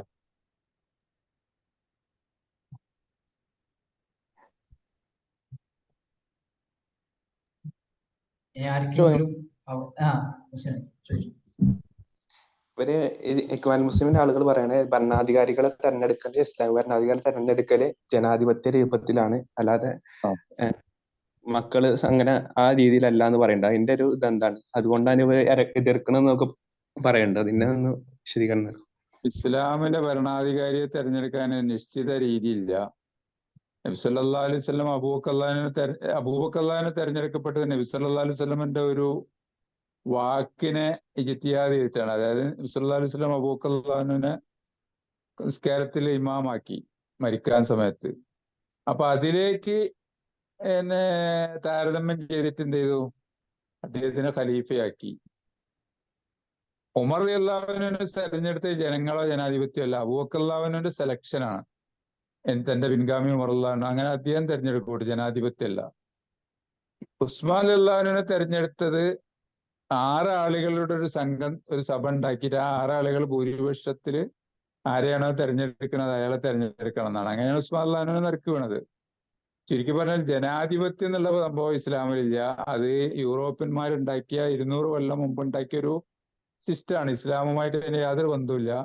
ഇസ്ലാമിൽ അഹ്ലുൽ ഹല്ലി വൽ അഖ്ദ്, ഒരു നാട്ടിലെ കാര്യം തീരുമാനിക്കാനും കെട്ടയക്കാനും കഴിവുള്ള ബുദ്ധിയും പാണ്ഡിത്യവും പക്വതയും നയവും ഉള്ള ആളുകളാണ് ഭരണാധികാരിനെ തെരഞ്ഞെടുക്കേണ്ടത്. അല്ലാതെ ജനങ്ങളെല്ലാം കൂടിയല്ല. ജനങ്ങളെല്ലാം കൂടി തെരഞ്ഞെടുത്താല് ഇപ്പൊ നമ്മുടെ നാട്ടിലെ അവസ്ഥ ആവും. കാരണം പൊതുജനങ്ങൾക്ക് അല്ലാഹു അങ്ങനെ പ്രത്യേക കഴിവൊന്നും കൊടുത്തിട്ടില്ല. അത് അതിന് യോഗ്യരായ കുറച്ച് ആൾക്കാരുണ്ടാവും എല്ലാ നാട്ടിലും, അവരാണ് തെരഞ്ഞെടുക്കേണ്ടത്. അവരെ പൊതുജനങ്ങൾ അംഗീകരിക്കുക എന്നുള്ളതാണ് ഇസ്ലാമിക സിസ്റ്റം, ജനാധിപത്യമല്ല. ഉസ്താദ് പറഞ്ഞതിൽ ഒരു ചെറിയൊരു സംഭവം ആഡ് ചെയ്യുന്നുണ്ടെങ്കിൽ, ഉസ്താദ് ഉസ്മാൻ റളിയല്ലാഹു അൻഹുവിന്റെ കഥ പറഞ്ഞു. ഉമർ റളിയല്ലാഹു അൻഹുവിന്റെ മരണസമയത്ത് പോലും ഈ ഒരു ഗ്രൂപ്പ് 6 ആൾക്കാരുടെ ഗ്രൂപ്പ് ഉമർ റളിയല്ലാഹു അൻഹു നിയോഗിച്ചത്. എന്നിട്ട് ആ അവർക്കിടയിൽ അഭിപ്രായ വ്യത്യാസം വന്നാല് അബ്ദുല്ലാഹിബ്നു ഉമർ റളിയല്ലാഹു അൻഹുവിനോട് അവിടെ നിൽക്കാൻ, ഏത് പാർട്ടിയോടാണ് അബ്ദുല്ലാഹിബ്നു ഉമർ റളിയല്ലാഹു അൻഹു യോജിക്കുന്നത് അതിനോടൊപ്പം ആ അതിലാണ് ബൈഅത്ത് ചെയ്യേണ്ടത് എന്നുള്ള രീതിയിലുള്ള ഒരു സിസ്റ്റം ഉമർ റളിയല്ലാഹു അൻഹു ആ സമയത്ത് ആക്കിയിട്ടുണ്ടായിരുന്നു. അപ്പൊ അവിടെ ആ തെരഞ്ഞെടുത്തത് ഉമർ റളിയല്ലാഹു അൻഹു എന്ത് അടിസ്ഥാനത്തിലാണ് ഇവർക്ക് ഭരണം അവര് ആരെയാണോ ഞാനീ എടുക്കുന്നത് പറഞ്ഞ എന്നുള്ളത്. ആ സമൂഹത്തിലെ അതിലുള്ള അല്ലി വല്ല അതെ, പേരാണ്. അതന്നെ ആ ആ ഒരു കൂട്ടം ആ ആൾക്കാർ ഉമർ റളിയല്ലാഹു അൻഹു ആയോ തെരഞ്ഞെടുത്തതാണ്. ആയോ അതുകൊണ്ട് അവിടെ അവരെടുത്ത്. ഇതിപ്പോ നമ്മള് ആ ചായ ഉണ്ടാക്കുന്നവനും പിന്നെ പൊറോട്ട അടിക്കുന്നവനും എല്ലാവർക്കും ഈ ഒരു തീരുമാനം കൊടുത്താല് ആ ആരാണ് അത് ഇൻഫ്ലുവൻസ് കൊടുക്കുന്നത് ആ ആയോ ഇൻഫ്ലുവൻസിൽ ആൾക്കാർ വീണ് പോകും. അപ്പൊ അതാണ് അതെ ഉസ്താദിനോട് ആഡ് അതെ ചെയ്തത് മാത്രമാണ്. ആയോ ഓക്കെ, നമ്മൾ കുറെ ലേറ്റ് ആയി പോയി. എനിക്കറിയും കൂടുതൽ ആൾക്കാർക്ക് ഇനിയും ചോദ്യങ്ങളും കാര്യങ്ങളും ഉണ്ട്. ഇൻഷാ അല്ലാഹ് നമുക്ക് ഉസ്താദിനോട് ഏ, ഇനിയും സമയം കിട്ടുന്നുണ്ടെങ്കിൽ, ഉസ്താദിന്റെ എല്ലാ കാര്യങ്ങളും ഓക്കെ ആണെങ്കിൽ ഇൻഷാ അല്ലാഹ് നമുക്ക് ഒന്നും കൂടി ഇതാക്കാമല്ലോ ഉസ്താദ്. ഇൻഷാ അല്ലാഹ് സമയം കിട്ടുന്നുണ്ടെങ്കിൽ മറ്റൊരിക്കലാക്കാം ഇൻഷാ അല്ലാഹ്, ഇപ്പൊ ഇനി ഇൻഷാ അല്ലാഹ്. കൂടുതൽ തുടരണ്ട. അതെ അതെ, ഇൻഷാ ഇത് അല്ലാ. കുറച്ച് ലേറ്റ് ആയി പോയി. ഇൻഷാ അല്ലാഹ്. ഒരു കാര്യം കൂടി ഉണ്ടായിരുന്നു ലാസ്റ്റ് കൺക്ലൂഡ് ചെയ്യുന്നതിന് മുമ്പ്. ഉസ്താദെ, നമ്മുടെ സഹോദരന്മാർക്ക് ഇതിനെ കുറിച്ച് പഠിക്കാൻ, ഈ ഒരു വിഷയങ്ങളെ കുറിച്ച് പഠിക്കാൻ ഒരു 4-5 പുസ്തകങ്ങളെ കുറിച്ച് റെക്കമെൻഡ് ചെയ്തു തരാൻ പറ്റും? നമ്മളെ നാട്ടിലുള്ളതാണെങ്കിലും അല്ലെങ്കിൽ ഇംഗ്ലീഷിലുള്ളതാണെങ്കിലും എന്തെങ്കിലും പുസ്തകങ്ങൾ ഉണ്ടെങ്കിലും ഉസ്താദിന്റെ അറിവിലുണ്ടെങ്കിലും ഇൻഷാ അല്ലാഹ്. ഇതിപ്പോ നമ്മളൊരു പരന്ന വായന ഈ മേഖലയിൽ നടത്തിയാലേ നമുക്കിത് കിട്ടുള്ളൂ. ഏതെങ്കിലും ഒരു പുസ്തകം, ഇപ്പൊ ഇഖ്വാനെ പറ്റി വേണമെങ്കിൽ ഒരു പുസ്തകം പറഞ്ഞുതരാം. ആ, അതേസമയം ഞാനീ പറഞ്ഞ എല്ലാ സംഗതിയെ പറ്റി നമുക്ക് പുസ്തകം പറയാൻ പറ്റില്ല. കാരണം നമ്മൾ ആ, പത്രങ്ങള്, ഉം, ചാനലുകള്, മീഡിയകള്, പണ്ഡിതന്മാരുടെ ഇതിനുള്ള ഇന്റർവ്യൂകള്, അങ്ങനെ പലതും കണ്ടുമ്പോഴാണ് നമുക്കൊരു മനസ്സിലായി. ഒരു സമഗ്രമായ അറിവ് കിട്ടുള്ളൂ. അതേസമയം ഇഖ്വാനെ പറ്റി, ഷീസത്തെ പറ്റിയൊക്കെ ധാരാളം പുസ്തകങ്ങളുണ്ട്. അറബിയിലും ഇംഗ്ലീഷിലൊക്കെ ഉണ്ടാവും. ഇംഗ്ലീഷിലുള്ള പുസ്തകം എന്റെ സൈറ്റിലുണ്ട്. ഞാൻ സൈറ്റ് ഓപ്പൺ ആയ ഞങ്ങളെ അറിയിക്കാം. അപ്പോ അപ്പൊ നിങ്ങളെ ഒരു വീട്ടിൽ കാര്യം ചെയ്യും ഉസ്താദ്, എല്ലാവർക്കും ഉസ്താദിനെ ഞാൻ കോൺടാക്ട് ചെയ്തിട്ട് ഞാനത് ഗ്രൂപ്പിലേക്ക് ഇട്ട് കൊടുക്കും. ഉസ്താദിന് പെട്ടെന്ന് ചിലപ്പോ കിട്ടിയില്ല. ഇൻഷാ അല്ലാഹ് അപ്പൊ അങ്ങനെ ഇവര് ചെയ്തു. ഇപ്പൊ ഇവർക്ക് ആവശ്യമുള്ള സാധനമൊക്കെ നമ്മൾ സൈറ്റ് വായിച്ചാൽ തന്നെ കിട്ടും. ഇൻഷാ അല്ലാഹ് അങ്ങനെ ചെയ്യാം. പിന്നെ അത് വായിച്ചതിന് ശേഷം നമുക്ക് ചർച്ച ആക്കാം. അപ്പൊ ഇൻഷാ അല്ലാഹ് അപ്പൊ എന്താവും, കാരണം ഇതാവുമ്പോ നിങ്ങൾക്ക് എവിടുന്നും വായിക്കാമല്ലോ.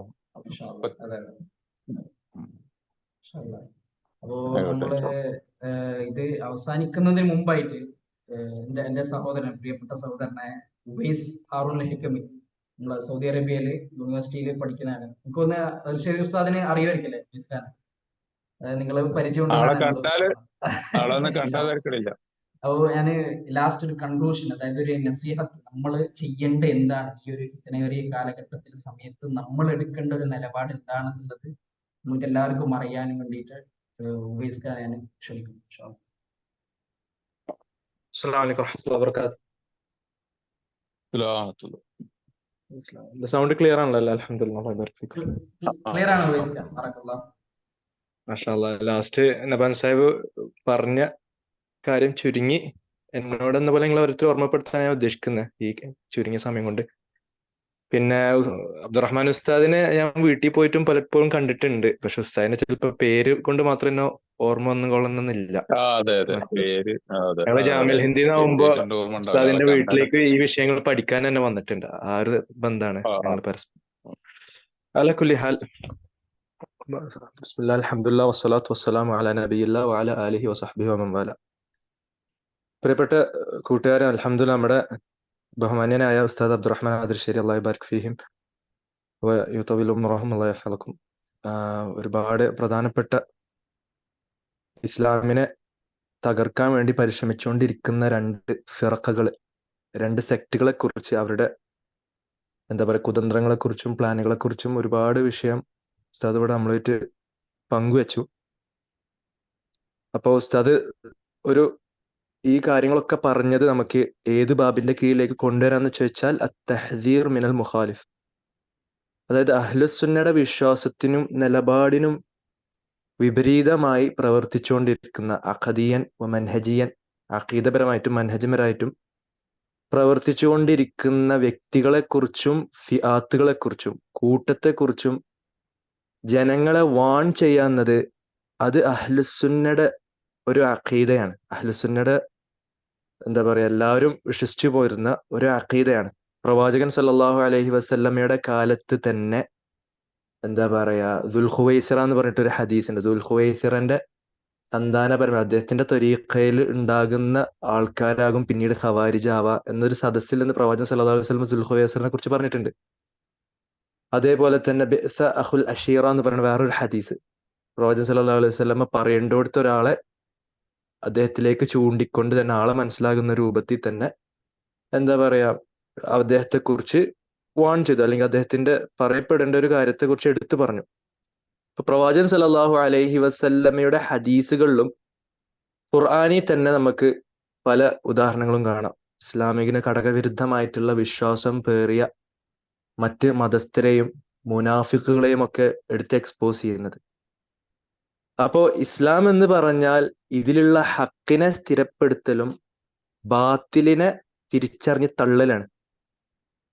ഇതേ ആശയം നമുക്ക് എന്തിലും കാണാം. ഷഹത്ത് കലിമയായിട്ടുള്ള ലാ ഇലാഹ ഇല്ലല്ലാ, മറ്റെല്ലാ ഒരു ഇലാഹും ഇല്ല എന്ന് പറഞ്ഞ് മറ്റെല്ലാ എന്താ പറയാ അർഹിക്കപ്പെടാതെ ഇബാദത്ത് ചെയ്യപ്പെടുന്ന ഇലാഹുകളെ ഒക്കെ തള്ളി യഥാർത്ഥത്തിൽ ആരാധനക്ക് അർഹനായ അള്ളാഹു സുബ്ഹാനഹു വതആലയ്ക്ക് മാത്രമാണ് ഇബാദത്ത് അർഹനായിട്ടുള്ളവൻ എന്ന് സ്ഥിരപ്പെടുത്തുക. ഇസ്ബാത്ത് വൻ നഫി. ഇതൊക്കെ ഈ ഇസ്ലാമിന്റെ എല്ലാ അധ്യാപനത്തിലും നമുക്ക് ഇത് കാണാൻ സാധിക്കും.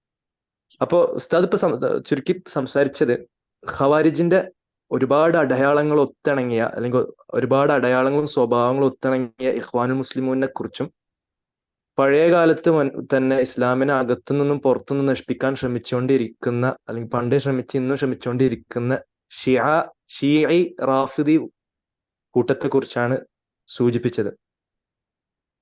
അപ്പൊ നമ്മള് ഈ രണ്ട് വിഭാഗങ്ങളെ കുറിച്ച് വിശദമായി പഠനം നടത്തി നോക്കുകയാണെങ്കിൽ അവര് വിശ്വസിക്കുന്ന അനേകം എന്താ പറയാ വിശ്വസിക്കുന്ന ചില ഉസൂലുകളുണ്ട്, അവരുടെ നിലപാടുകൾ, വിശ്വാസപരമായിട്ട് അവർ വിശ്വസിക്കുന്ന പല കാര്യങ്ങൾ. ഇപ്പൊ ഇഖ്വാനികളെ കുറിച്ച് നമ്മൾ നോക്കുകയാണെങ്കിൽ അവരെ കുറിച്ച് സാധാരണ പറയപ്പെടുന്ന ഒരു അസ്ലാണ് എന്താ പറയാ ദി ഗോൾഡൻ പ്രിൻസിപ്പിൾ എന്നൊക്കെ വേണമെങ്കിൽ ഇംഗ്ലീഷിൽ പറയാം.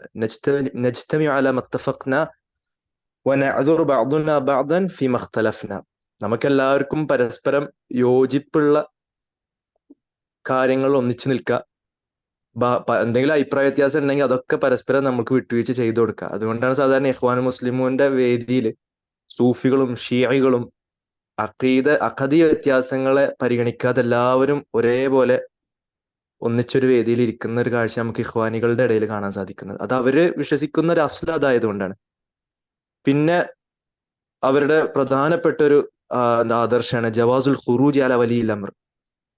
മുസ്ലിം ഭരണാധികാരികൾക്ക് എതിരെ രംഗത്തിറങ്ങുക എന്നുള്ളത് അവരത് ജായിസായി കാണുന്നവരാണ്.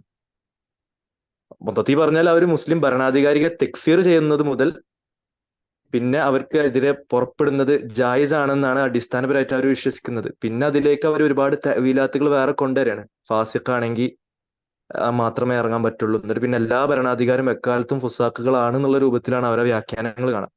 അപ്പൊ ഭരണാധികാരികൾക്കെതിരെ പുറപ്പെടാന്നതും ഭരണാധികാരികളെ കുറ്റങ്ങൾ എടുത്തു പറഞ്ഞ് ജനങ്ങളെ പുറത്തേക്ക് ഇടുക എന്നുള്ളത് ശരിക്കും അവരുടെ വിശ്വാസം ആയതുകൊണ്ടാണ് അവരിതിൽ വളരെ എന്താ പറയാ സജീവമായി ഈ ഒരു മേഖലയിൽ അവർ പ്രവർത്തിച്ച് കാണുന്നത്. ഒന്ന് നുസൂസുകൾ അങ്ങനെ ദുർവ്യാഖ്യാനിച്ചിട്ടും, മറ്റേത് അവർ സോഷ്യൽ മീഡിയയിൽ അത് എഴുതിയിട്ടും, അതേപോലെ തന്നെ വാർത്താ മാധ്യമങ്ങൾ അവർ ആ രൂപത്തിൽ ഉപയോഗപ്പെടുത്തിയിട്ട് അവർ ഇതിനു വേണ്ടി നിരന്തരം പ്ലാൻ ഇട്ടുകൊണ്ടിരിക്കുകയാണ്, അതിനുവേണ്ടി ഹുത്തിട്ടുകൊണ്ടിരിക്കുകയാണ്. അതേപോലെ തന്നെ പണ്ട് മുതൽക്കേ എന്താ പറയാ ഇഖ്വാനികൾക്ക് ഷിയകളുമായിട്ട് നല്ല ബന്ധം അവരുടെ തുടക്കകാലം മുതൽ ഈ കാലം വരെ രഹസ്യം പരസ്യമായിട്ടുള്ള പല നിലക്കുള്ള ബന്ധം അവർക്ക് പരസ്പരമുണ്ട്. അപ്പൊ ഞാൻ ഇതൊക്കെ പറയാനുണ്ടായിരുന്ന ഒരു ചുരുക്കം, പ്രിയപ്പെട്ടവർ, ഇതൊക്കെ ശരിക്കും തെറ്റിയ ചില വിശ്വാസങ്ങളുടെ മുകളിൽ ഉണ്ടാക്കിയ തീരുമാനങ്ങളും നിലപാടുകളായി ഒരുപക്ഷെ നമുക്കതിനെ വായിച്ചെടുക്കാൻ പറ്റും. അപ്പോ ഇതിൽ നിന്നൊക്കെ എങ്ങനെയാണ് നമുക്ക് മൊത്തത്തിൽ ഏറ്റവും എളുപ്പത്തിൽ ഇതിൽ നിന്നൊക്കെ ഇത് തെറ്റാണ് ഇത് ശരിയാണ് നമുക്ക് മനസ്സിലാവാൻ സാധിക്കുക? അതാണ് എനിക്ക് ഏറ്റവും പ്രാധാന്യത്തോടു കൂടി എന്നെ നിങ്ങൾ ഓർമ്മപ്പെടുത്തുക. അഹ്ലുസുന്നയുടെ അഖീദയും അഹ്ലുസുന്നയുടെ ഉസൂലുകളെ കുറിച്ച് ശരിക്കും അത് പഠിപ്പിക്കാൻ അർഹനായവരിൽ നിന്ന് നിങ്ങൾ പഠിച്ച് മനസ്സിലാക്കി തന്നെ വേണം. അങ്ങനെ ആകുമ്പോൾ ഇതിന്റെ മൈന്യൂട്ട് ഡീറ്റെയിൽ പല ന്യൂസുകളായാലും പുറത്തേക്ക് വരുന്ന ഖബറുകളായാലും ഇതൊന്നും മൈന്യൂട്ടായിട്ട് നമുക്ക് ലഭിച്ചിട്ടില്ലെങ്കിലും അഹ്ലുസുന്നയുടെ വിശ്വാസത്തിന്റെ ഉസൂലുകൾ നമ്മുടെ ഹൃദയത്തിൽ ഉറച്ചിട്ടുണ്ടെങ്കിൽ നമ്മുടെ മുന്നിൽ വരുന്ന കാര്യം നമ്മൾ സ്വീകരിക്കണോ വേണ്ടേ എന്നതിന് വലിയൊരു ഒരു ഇൻഫ്ലുവൻസ് അതുകൊണ്ടുണ്ടാവും. ഇപ്പൊ ഒരു ഉദാഹരണത്തിന് ഞാനിത് എങ്ങനെയാണ് നിങ്ങൾക്ക് വിശദീകരിച്ചതെന്ന് വെച്ചാൽ, ഒരു ഉദാഹരണത്തിന് എന്താ പറയാ, പ്രവാചകൻ സല്ലല്ലാഹു അലൈഹി വസല്ലമ സ്വഹാബാക്കളെ കുറിച്ച് അവർ സ്വർഗത്തിൽ പോകുന്നവരാണെന്നും അള്ളാഹു സുബ്ഹാനഹു വതആല ഖുർആനിൽ തന്നെ പറഞ്ഞിട്ടുണ്ട്. സ്വഹാബാക്കൾ ഫുള്ളും അദൂലാണെന്നുള്ളത് അഹ്ലുസുന്നയുടെ ഒരു വിശ്വാസമാണ്. ഇനി ഇത് വിശ്വസിച്ചതിന് ശേഷം സ്വഹാബാക്കളെ എന്താ പറയാ മോശമായി ചിത്രീകരിക്കാൻ പരിശ്രമിച്ചു വരുന്ന കഥകളോ റിവായാത്തുകളോ ആരോപണങ്ങളോ നമ്മുടെ മുന്നിൽ വന്നാൽ ആ സംഭവത്തിന്റെ റിയാലിറ്റി നമുക്ക് മനസ്സിലായിട്ടില്ലെങ്കിലും ശരി, ഈ ഒരു ഉസൂല് നമ്മുടെ ഹൃദയത്തിൽ ഉണ്ടെങ്കിൽ അതൊന്ന് മാറ്റിവെക്കാനുള്ള ഒരു കഴിവെങ്കിലും നമുക്ക് കിട്ടും. മനസ്സിലായി? ഇതേപോലെ തന്നെ പ്രവാചകൻ സല്ലല്ലാഹു അലൈഹി വസല്ലം അള്ളാഹു സുബ്ഹാനഹു വതആല തെരഞ്ഞെടുത്ത എന്താ പറയുക, അള്ളാഹു സുബ്ഹാനഹു വതആല വിധിച്ചൊരു അവസാനത്തെ പ്രവാചകനാണല്ലോ പ്രവാചകൻ സല്ലല്ലാഹു അലൈഹി വസല്ലം. ലഖദ് കാന ലക്കും ഫീ റസൂലില്ലാഹി ഉസ്വത്തുൻ ഹസന, ഏറ്റവും നല്ല മാതൃക പ്രവാചകനിലുള്ളത്. ഇനി ആ പ്രവാചകൻ സല്ലല്ലാഹു അലൈഹി വസല്ലമയുടെ വ്യക്തിത്വത്തെ നശിപ്പിക്കാൻ പരിശ്രമിച്ച് കൊണ്ടുവരുന്ന ആരോപണങ്ങൾ എന്തും നമ്മുടെ മുന്നിൽ വന്നാൽ നമ്മൾ അതിന്റെ തഫാസീൽ മനസ്സിലായിട്ടില്ലെങ്കിലും ശരി, അത് അങ്ങനെയല്ല എന്ന് നമ്മുടെ മനസ്സിൽ ഉറച്ച വിശ്വാസത്തോടു കൂടി നമുക്കത് മാറ്റിവെക്കാനും ആ എന്താ പറയാ അതിന്റെ യാഥാർത്ഥ്യം പിന്നെ മെല്ലെ പഠിച്ച് മനസ്സിലാക്കാനും സാധിക്കും. ഈ ഉസൂലില്ലെങ്കിൽ എന്താ ഉണ്ടാവുക, നമ്മുടെ മുന്നിൽ കാണുന്ന ഖബറുകളൊക്കെ നമ്മുടെ വിശ്വാസമായി മാറി ലാസ്റ്റ് ഇസ്ലാമിൽ നിന്ന് പുറത്തു വന്ന ഒരു സിറ്റുവേഷൻ ഉണ്ടാവും. അപ്പൊ ഇതിനുള്ള ഏറ്റവും ചെറിയ ഒരു ചികിത്സ, നിങ്ങൾക്ക് ഈ വിഷയങ്ങൾ പഠിക്കാനുള്ള പല സ്രോതസ്സുകളും അറബിയിലും മറ്റു ഭാഷകളിലൊക്കെ അത് കിട്ടിയിട്ടില്ലെങ്കിലും ഏറ്റവും നല്ല ഇതിനുള്ള ഒരു പരിഹാരം അഹ്ലുസുന്നയുടെ അതേപോലെ തന്നെ ഇസ്ലാമിന്റെ അടിസ്ഥാന വിശ്വാസങ്ങൾ പഠിപ്പിക്കുന്ന ഗ്രന്ഥങ്ങളും മുഹാദറകൾ ക്ലാസ്സുകൾ പഠിക്കാൻ വേണ്ടി നല്ലൊരു സമയം നിങ്ങൾ ഓരോരുത്തരും ചെലവഴിക്കാൻ വേണ്ടി പരിശ്രമിക്കണം. അത് നമ്മുടെ ഇഹപര വിജയത്തിന് ഗുണമാകുന്ന അല്ലെങ്കിൽ ഇഹപര വിജയത്തിന് വലിയൊരു കാരണമാകുന്ന കാര്യമായി അത് മാറും എന്നതിൽ ഒരു സംശയമില്ലാത്ത കാര്യങ്ങളാണ്. ഇപ്പൊ വലിയുൽ അംറിന്റെ വിഷയത്തിൽ ഒരുപാട് ശുബഹാത്തുകൾ മുസ്ലിം ഭരണാധികാരികളുമായി ബന്ധപ്പെട്ടിട്ടുള്ള വിഷയമാണല്ലോ ഏറ്റവും കൂടുതൽ ഇഖ്വാൻ മുസ്ലിമൂൻ പോലെയുള്ള മറ്റ് പല ഫിറഖുകളും കൊണ്ടുവരുന്ന ശുബഹത്തുകൾ. ആ ശുബഹത്തുകൾ എന്താ പറയാ, ഇത് ഒരാൾ വലിയുൽ അംർ ആകില്ല എന്ന് പറയുന്ന ശുബഹത്തുണ്ട്. എന്താ പറയാ, രാജാവാഴ്ച ഇസ്ലാമിക അല്ല, അതുകൊണ്ട് അദ്ദേഹത്തെ വലിയുൽ അംറായി നമുക്ക് പരിഗണിക്കാൻ പറ്റില്ല. എന്താ പറയാ, ഒരു മുസ്ലിം ഭരണാധിക്ക് പുറമെ ഒരുപാട് നാടുകളും അതിന് ഓരോന്നിനും മുസ്ലിം ഭരണാധികാരികളായാൽ നമുക്ക് അതിനൊന്നിനും പരിഗണിക്കാൻ പറ്റില്ല. ലോകത്തിന് മൊത്തം ഒരു മുസ്ലിം ഭരണാധികാരിയെ പാടുള്ളൂ, ബേഅത്ത് അദ്ദേഹത്തിനെ പാടുള്ളൂ, അദ്ദേഹത്തിന്റെ വിഷയത്തിലാണ് അങ്ങനത്തെ നസ്സുകൾ വന്നത് എന്നിങ്ങനെ ഒരുപാട് ശുബഹത്തുകൾ വലിയുൽ അംറിന്റെ വിഷയത്തിൽ വന്നിട്ടുണ്ട്. എന്നിട്ട് പിന്നെ അങ്ങനെ അവർക്കെതിരെ പുറപ്പെടാം എന്നതിനും ഒരുപാട് തെളിവുകൾ അവർ കൊണ്ടുവരുന്നത് കാണാം. സുബ്ഹാനല്ലാഹ്, ഈ പറയുന്ന വ്യക്തികൾ ഖുർആനിലും സുന്നത്തിലും അഖദീപരമായിട്ടുള്ള അഹ്ലുസുന്നയുടെ പണ്ഡിതന്മാര് ഈ വിഷയം വളരെ വിശദമായി ചർച്ച ചെയ്ത അഖീദ ഗ്രന്ഥങ്ങൾ പഠനം നടത്തിയ അതിൽ വളരെ വ്യക്തമായ നിലപാടുകൾ നമുക്ക് കിട്ടും. ഖുർആനിൽ ആയത്തുകൾ ഒരുപാടുണ്ട്. പ്രവാചകൻ സല്ലല്ലാഹു അലൈഹി വസല്ലമയുടെ ഹദീസ് വലിയുൽ അംറിന്റെ വിഷയത്തിൽ, നിങ്ങൾക്കെതിരെ നിങ്ങളെ ദുൽമ് ചെയ്യുന്ന മുസ്ലിം ആയിരിക്കുന്നോളം കാലം ആ വലിയുൽ അംർ അദ്ദേഹത്തിൽ നിന്ന് നിങ്ങൾ സമഅത്ത് ഒഴിവാക്കാൻ പാടില്ല, ബൈഅത്ത് തിരിച്ചേൽക്കാൻ പാടില്ല, നിങ്ങൾ സ്വബ്ർ പാലിക്കുക എന്ന് പറയുന്ന 100ഓളം റിവായത്തുകൾ വരെ ആ വിഷയത്തിലുണ്ട്. ഇതൊക്കെ അവർ കണ്ണില്ലാന്ന് നടിച്ച് മാറ്റി വെച്ചിട്ടാണ് അവർ ഈ ഒരു നിലപാടിലേക്ക് ജനങ്ങളെ കൊണ്ടുവരാൻ ശ്രമിക്കുന്നത്. അഖദിയായിട്ടുള്ള ഗ്രന്ഥങ്ങൾ എത്ര ഗ്രന്ഥങ്ങളുണ്ട് അഹ്ലുസുന്നയുടെ പണ്ഡിതന്മാർക്ക്. ഇമാം ബർബഹാരിയുടെ ഷർഹുസ് സുന്ന ഒരു ഉദാഹരണത്തിന്, ഇമാം അഹ്മദ് ബിൻ ഹംബൽ ഇമ്മത്തുൽ അർബ 4 മദ്ഹബ് ഇമാമിമാരുടെ ഒരു ഇമാമായിട്ടുള്ള അഹ്മദ് ബിൻ ഹംബലിന്റെ ഉസൂലുസ് സുന്ന എന്ന് പറഞ്ഞിട്ടുള്ള ഗ്രന്ഥം, അഖീദത്ത് അഹ്ലുസുന്ന വൽ ജമാഅ അബൂബക്കർ ഇസ്മായിലി എന്ന് പറഞ്ഞിട്ടുള്ള ഒരു പണ്ഡിതന്റെ ഗ്രന്ഥം, അഖീദത്ത് അഹ്ലുസുന്ന വൽ ജമാഅ എന്താ പറയുക ഉസൂൽ അഖീദത്ത് അഹ്ലുസുന്ന വൽ ജമാഅ ഇമാം ലാലക്കായിന്റെ പുസ്തകം, അതേപോലെ തന്നെ കിതാബ് സുന്ന എന്ന് പറയുന്ന കർമാനിന്റെ പുസ്തകമുണ്ട്, മിൻഹാജു സുന്ന റവാഫിദുകൾക്ക് ഷിയകൾക്ക് റദ്ദ് ചെയ്ത ഇബ്നു തൈമിയ്യ റഹിമഹുല്ലാഹു തആലന്റെ പുസ്തകമായിട്ടുള്ള മിൻഹാജു സുന്ന അന്നബവിയ. അതിലൊക്കെ വളരെ ഇബ്നു തൈമിയ്യ റഹിമഹുല്ലാഹു തആല അതിൽ വളരെ വിശദമായിട്ട് എന്താ പറയാ ഒരു ഭരണാധികാരിക്കെതിരെ പുറപ്പെടുന്ന ഖവാരിജികളുടെ സ്വഭാവത്തെ കുറിച്ചും എങ്ങനെയാണ് അവർ പൊതുജനങ്ങളെ പറ്റിച്ച് അവരുടെ ആ തന്ത്രത്തിലേക്ക് വീഴ്ത്തി വലിയ ഫസാദ് നമ്മുടെ നാട്ടിൽ ഉണ്ടാക്കുന്നതിനെ കുറിച്ചൊക്കെ വിശദമായിട്ട് എന്താ പറയുക ഇബ്നു തൈമിയ്യ റഹിമഹുല്ലാഹു തആല പറയുന്നുണ്ട്. എത്രത്തോളം എന്ന് വെച്ചാൽ എനിക്ക് വളരെ അത്ഭുതമായിരുന്നു ഈ ഒരു ഇബാറത്ത് വായിക്കുമ്പോൾ. ഇമാം ഇബ്നു തൈമിയ റഹിമഹുല്ലാഹു തആല പറഞ്ഞത്, പലരും മൻസബ് കിട്ടാൻ വേണ്ടി, അതായത് ഭരണം കിട്ടാൻ വേണ്ടി ഖവാരിജികൾ ഏറ്റവും കൂടുതൽ ഉപയോഗപ്പെടുത്തിയത് മതപരമായിട്ടുള്ള ചില എന്താ പറയാ ലക്ഷ്യങ്ങൾ മുന്നിലേക്ക് പറയും. പക്ഷെ അവർക്ക് അന്തിമമായി ഉള്ളിൽ ലക്ഷ്യം ദുന്യാവാവും. ലക്ഷ്യം ഭരണമാവും, പക്ഷെ അവർ ഉപയോഗപ്പെടുത്താൻ പരിശ്രമിക്കുന്നത് ദീനിപരായിട്ടുള്ള നസുകൾ. അത്രത്തോളം ഇബ്നു തൈമിയ റഹിമഹുല്ലാഹു തആല ഇതിനെ വിശദീകരിച്ച് പറഞ്ഞിട്ടുണ്ടെന്ന് നമുക്ക് കാണാം. ഇപ്പൊ പ്രിയപ്പെട്ടവർ, നമ്മൾ പരിശ്രമിക്കേണ്ടത് നല്ലോണം ദീന് പഠിക്കാൻ വേണ്ടി പരിശ്രമിക്കുക. അതിനു വേണ്ടി നിങ്ങളെ സമയം നിങ്ങൾ ഉപയോഗപ്പെടുത്തുക. നമ്മുടെ ഇബാദത്ത്, നമ്മുടെ ഇൽമ്, അതൊക്കെ ശരിയായ രൂപത്തിൽ ഉപയോഗപ്പെടുത്താൻ നോക്കുക. പ്രവാചകൻ സല്ലല്ലാഹു അലൈഹി വസല്ലമ പറഞ്ഞത്, ഇഹ്രിസ് അലാ മാ യൻഫഉക വസ്തഈൻ ബില്ലാഹ്. നിങ്ങൾ അള്ളാഹുവിനോട് സഹായം തേടിക്കൊണ്ട് നിങ്ങൾക്ക് ഉപകാരമുള്ള കാര്യത്തിൽ മാത്രം നിങ്ങൾ നിങ്ങളുടെ സമയം ചെലവഴിക്കുക. നമുക്ക് സമയം വളരെ കുറച്ചുള്ള ദുനിയാവിൽ. നമ്മൾക്ക് ദുനിയാവിൽ എത്ര സമയമുള്ളത്? വളരെ കുറച്ചുള്ള പ്രിയപ്പെട്ടവരെ. എന്താ പറയാ ഒരു അഹ്ലുസുന്നയിൽപ്പെട്ട ഒരു പണ്ഡിതൻ പറഞ്ഞ വാക്കുകൾ കറക്റ്റ്, എന്റെ അറബി വേർഡ്സ് ഓർമ്മയില്ലെങ്കിൽ അതിന്റെ ഒരു അർത്ഥം എങ്ങനെയാണ്? എന്താ പറയാ, യബ്ന ആദം ഇന്നമാ അൻത അൻഫാസ്, യാനി അല്ല ഇന്നമാ അൻത അയ്യാം. അതായത് ആദം സന്തതിയെ, നീ എന്താ പറയാ, കേവലം ചുരുങ്ങിയ ചില ദിവസങ്ങൾ മാത്രമേ എനിക്ക് ദുനിയാവിലുള്ളൂ. കുല്ലമ ദഹബ നഫ്സുക് യാനി ദഹബ ബഅദുക്. നിങ്ങൾ ഓരോ ശ്വാസം നിങ്ങളിൽ നിന്ന് നഷ്ടപ്പെടുന്നോ, നിങ്ങളുടെ ജീവിതത്തിന്റെ ഒരു അംശം നിങ്ങളിൽ നിന്ന് കൊഴിഞ്ഞു പോകുന്നു. കുറച്ചിത് കാലമുള്ളൂ നമുക്കിവിടെ. ആ കുറച്ചു കാലം പ്രിയപ്പെട്ടവർ നമുക്ക് ഉപകാരമുള്ള, നമ്മുടെ ആഖിറത്തിന് ഉപകാരമുള്ള, അല്ലെങ്കിൽ ദുനിയാവിന് ഉപകാരമുള്ള കാര്യത്തിലേക്ക് നമ്മൾ എന്താ പറയുക ഉപയോഗപ്പെടുത്താൻ വേണ്ടി പരിശ്രമിക്കുക. രണ്ടാമതായി പ്രിയപ്പെട്ടവർ, എനിക്ക് പറയാനുള്ള ഒരു കാര്യം, നിങ്ങൾ എല്ലാ കാര്യങ്ങളും കേൾക്കാനും മുന്നിൽ വരുന്ന എല്ലാം കാണാൻ വേണ്ടി നോക്കരുത്. നമ്മൾ കാണുന്ന, നമ്മൾ കേൾക്കുന്ന സാധനം നമ്മൾ അറിഞ്ഞിട്ടില്ലെങ്കിൽ നമ്മുടെ മനസ്സിനെ സ്വാധീനിക്കും. അതുകൊണ്ട് അല്ലാഹു സുബ്ഹാനഹു വ തആല ഖുർആനിൽ പറഞ്ഞു, ഇന്ന സമഅ വൽ ബസറ വൽ ഫുആദ കുല്ലു ഉലൈക കാന അൻഹു മസ്ഊല. നമ്മളുടെ കാഴ്ചയെക്കുറിച്ച്, നമ്മുടെ കേൾവിയെക്കുറിച്ച്, നമ്മുടെ ബുദ്ധിയെക്കുറിച്ച് അല്ലാഹു സുബ്ഹാനഹു വ തആല അതിനെക്കുറിച്ചൊക്കെ നമ്മളോട് ചോദിക്കും. അതുകൊണ്ട് നമ്മുടെ ദീനിനോ വിശ്വാസത്തിനോ എന്താ പറയാ അപകടമാകുന്ന വർത്തമാനങ്ങളോ എഴുത്തുകളോ ക്ലാസ്സുകളോ അല്ലെങ്കിൽ ഇന്ന് പറയുകയാണെങ്കിൽ സോഷ്യൽ മീഡിയ ചാനലുകൾ, ട്വീറ്റുകൾ, യൂട്യൂബ് ചാനലുകൾ, നമ്മുടെ ഹൃദയത്തെ പ്രൊട്ടക്ട് ചെയ്യാനുള്ള എല്ലാ സംവിധാനവും നമ്മൾ ചെയ്യണം. അതിൽ പെട്ടതാണ് നമ്മുടെ കേൾവിയെയും കാഴ്ചയും പ്രൊട്ടക്ട് ചെയ്യാന്ന് പറയുന്നത്. കാഴ്ചയുടെ വിഷയത്തിൽ പറയുകയാണെങ്കിൽ പണ്ഡിതന്മാര് ഗദ്ദുൽ ബസർ, കണ്ണ് താഴ്ത്ത എന്ന് പറയുന്ന ഒരു മസല നമുക്കറിയാം. എന്താ പറയാ, ഔറത്തുകൾ കാണരുത്, അതേപോലെ തന്നെ അന്യ സ്ത്രീകളെ കാണരുത് എന്നൊക്കെ പറയുന്ന ആ മസല. അതിൽ പണ്ഡിതന്മാർ പറഞ്ഞ വിഷയത്തിൽ ഒരു കാര്യം കൂടി പറഞ്ഞു, അതാണ് ഏറ്റവും വലിയ അത്ഭുതം. നമ്മള് എന്താ പറയാ ഫുസാക്കുകളെ, മോശം ജീവിതം നയിക്കുന്ന മോശപ്പെട്ട ആൾക്കാരെ പോലും ഒരുപാട് കണ്ട് ശീലിക്കരുത്. എന്താ പറയുക, പ്രശസ്തരായിട്ടുള്ള ഒരുപാട് ദുർവൃത്തിയിൽ അറിയപ്പെട്ട ആൾക്കാരുണ്ടാവും. അവരൊന്നും ഒരുപാട് നമ്മൾ കണ്ട് ശീലിക്കരുതെന്ന്. അതുവരെ നമ്മൾ അറിയാതെ നമ്മുടെ ഹൃദയത്തിൽ അത് ഒരു സ്വാധീനം ചെലുത്തുമെന്നാണ് സുബ്ഹാനല്ലാഹ് പറയുന്നത്.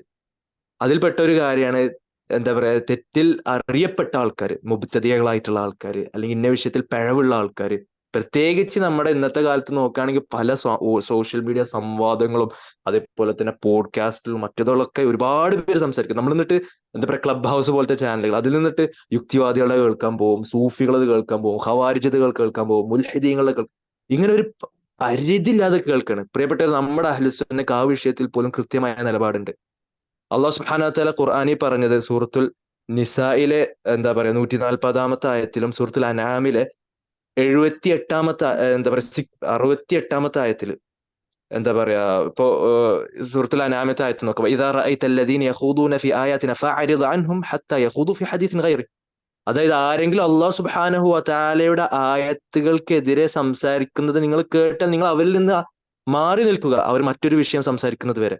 അതേപോലെ തന്നെ ഒരു കൂട്ടം ഇരുന്നിട്ട് അല്ലാഹു സുബ്ഹാനഹു വ തആലയുടെ ആയത്തിനെ പരിഹസിക്കുകയും എന്താ പറയാ അതിനെ കളിയാക്കുകയും ചെയ്യുന്ന നിങ്ങൾ കേട്ടാൽ നിങ്ങൾ അവരിൽ നിന്ന് മാറി നിൽക്കുക, അവർ മറ്റൊരു വിഷയം ചർച്ച ചെയ്യണവരെ. ഇത് അല്ലാഹു സുബ്ഹാനഹു വ തആല ഒരു വിഷയം നമുക്ക് പഠിപ്പിച്ചു തരും. നമ്മുടെ ആരെ കൂടെ ഇരിക്കണം, ആരെ കൂടെ എന്ത് കേൾക്കണം എന്നൊക്കെ പറഞ്ഞു തരാനുള്ള ഒരു അസ്ല അവിടെ പഠിപ്പിക്കുകയാണ്. ഇതിനൊക്കെ ബേസ് ചെയ്തിട്ടാണ് പ്രിയപ്പെട്ടവർ നമ്മുടെ അഹ്ലുസുന്നയുടെ പണ്ഡിതന്മാര് അഖദീബരായിട്ടുള്ള ഗ്രന്ഥങ്ങൾ എഴുതുമ്പോ അവർ സാധാരണ പറയാറുണ്ട്, തഹ്രീമുൻ നദർ ഫി കുതുബി അഹ്ലിൽ കലാം. ഇൽമുൽ കലാം കൊണ്ട് പരീക്ഷിക്കപ്പെട്ട ആൾക്കാരുടെ ഗ്രന്ഥങ്ങൾ വായിക്കുന്നതും നോക്കുന്ന വിഷയത്തിലുള്ള എന്താ പറയാ തഹരീം, അത് ഹറാമാണെന്ന് വിശ്വസിക്കുന്ന ബാബ്. എന്നിട്ട് അതിന്റെ കീഴിൽ ഇങ്ങനെ ഹദീസും ആയത്തും അതേപോലെ തന്നെ അഹ്ലുസുന്നയുടെ പണ്ഡിതന്മാർ പറഞ്ഞ ഉദ്ധരണികൾ അവർ കൊണ്ടുവരും. ഇബ്നു ഖുദാമ അൽ മഖ്ദിസി മഹാനായ ഹംബലി മദ്ഹബിൽ അറിയപ്പെട്ട ഒരുപാട് ഗ്രന്ഥങ്ങളുള്ള പണ്ഡിതനാണ്. അദ്ദേഹത്തിന് ഒരു പുസ്തകം തന്നെ ഉണ്ട് ഈ വിഷയം, കിതാബു തഹ്രീം നദർ ഫി കുതുബിൽ കലാം. അഹ്ലുൽ കലാമിന്റെ പുസ്തകങ്ങൾ എന്താ പറയാ നോക്കുന്നതിനെ തൊട്ടുള്ള തഹ്രീം. അപ്പൊ ഇതൊക്കെ പണ്ഡിതന്മാർ വിശദീകരിക്കുന്ന എന്തിനാണെന്നറിയോ? ഇത് നമ്മുടെ ഹൃദയം, നമ്മുടെ ഈമാൻ, നമ്മുടെ വിശ്വാസം സംരക്ഷിക്കാൻ ആവശ്യമായിട്ടുള്ള ഈ നടപടികളാണ് യഥാർത്ഥത്തിൽ ഇതിൽ നമുക്ക് പഠിപ്പിച്ചു തരാം. അത് ഖുർആനിൽ നിന്നും സുന്നത്തിൽ നിന്നും അഹ്ലുസുന്നയുടെ പണ്ഡിതന്മാരിൽ നിന്ന് കിട്ടുന്ന ഒരു അദബാണ്. അതുകൊണ്ട് പ്രിയപ്പെട്ടവർ, നമ്മൾ ദീന് നന്നായി പഠിക്കുക. അങ്ങനെ ആവുമ്പോൾ നമ്മുടെ അഖീദയും മൻഹജും പ്രൊട്ടക്ട് ചെയ്യാൻ നമുക്ക് എക്കാലത്തും സാധിക്കും അള്ളാഹുവിന്റെ തൗഫീക്കിന് ശേഷം. ലാസ്റ്റായി നിങ്ങളോട് എനിക്ക് പറയാനുള്ളത്, നമ്മൾ ദീൻ സ്വീകരിക്കുമ്പോൾ അഖീദയും മൻഹജും ഒക്കെ ശരിയായ കൃത്യമായി പണ്ഡിതന്മാരിൽ നിന്ന് പഠിച്ച, അല്ലെങ്കിൽ പണ്ഡിതന്മാർ അവർക്ക് തസ്കിയത്ത് കൊടുത്ത, അല്ലെങ്കിൽ അഹ്ലുസുന്നയുടെ അഖീദന്റെ വിഷയത്തിൽ പ്രചരണം നടത്തുന്ന ആലിമാണെന്ന ആ സമൂഹത്തിലെങ്കിലും പ്രശസ്തനായിട്ടുള്ള, അങ്ങനെ അഖീദയും മൻഹജും ഇൽമിലൊക്കെ ഒരു സ്വീകാര്യത ലഭിച്ച നല്ല ആൾക്കാരിൽ നിന്ന് മാത്രം ഇൽമ് തുടക്കത്തിൽ തന്നെ സ്വീകരിച്ച് നമ്മൾ ശീലിപ്പിക്കുക സ്വന്തത്തെ.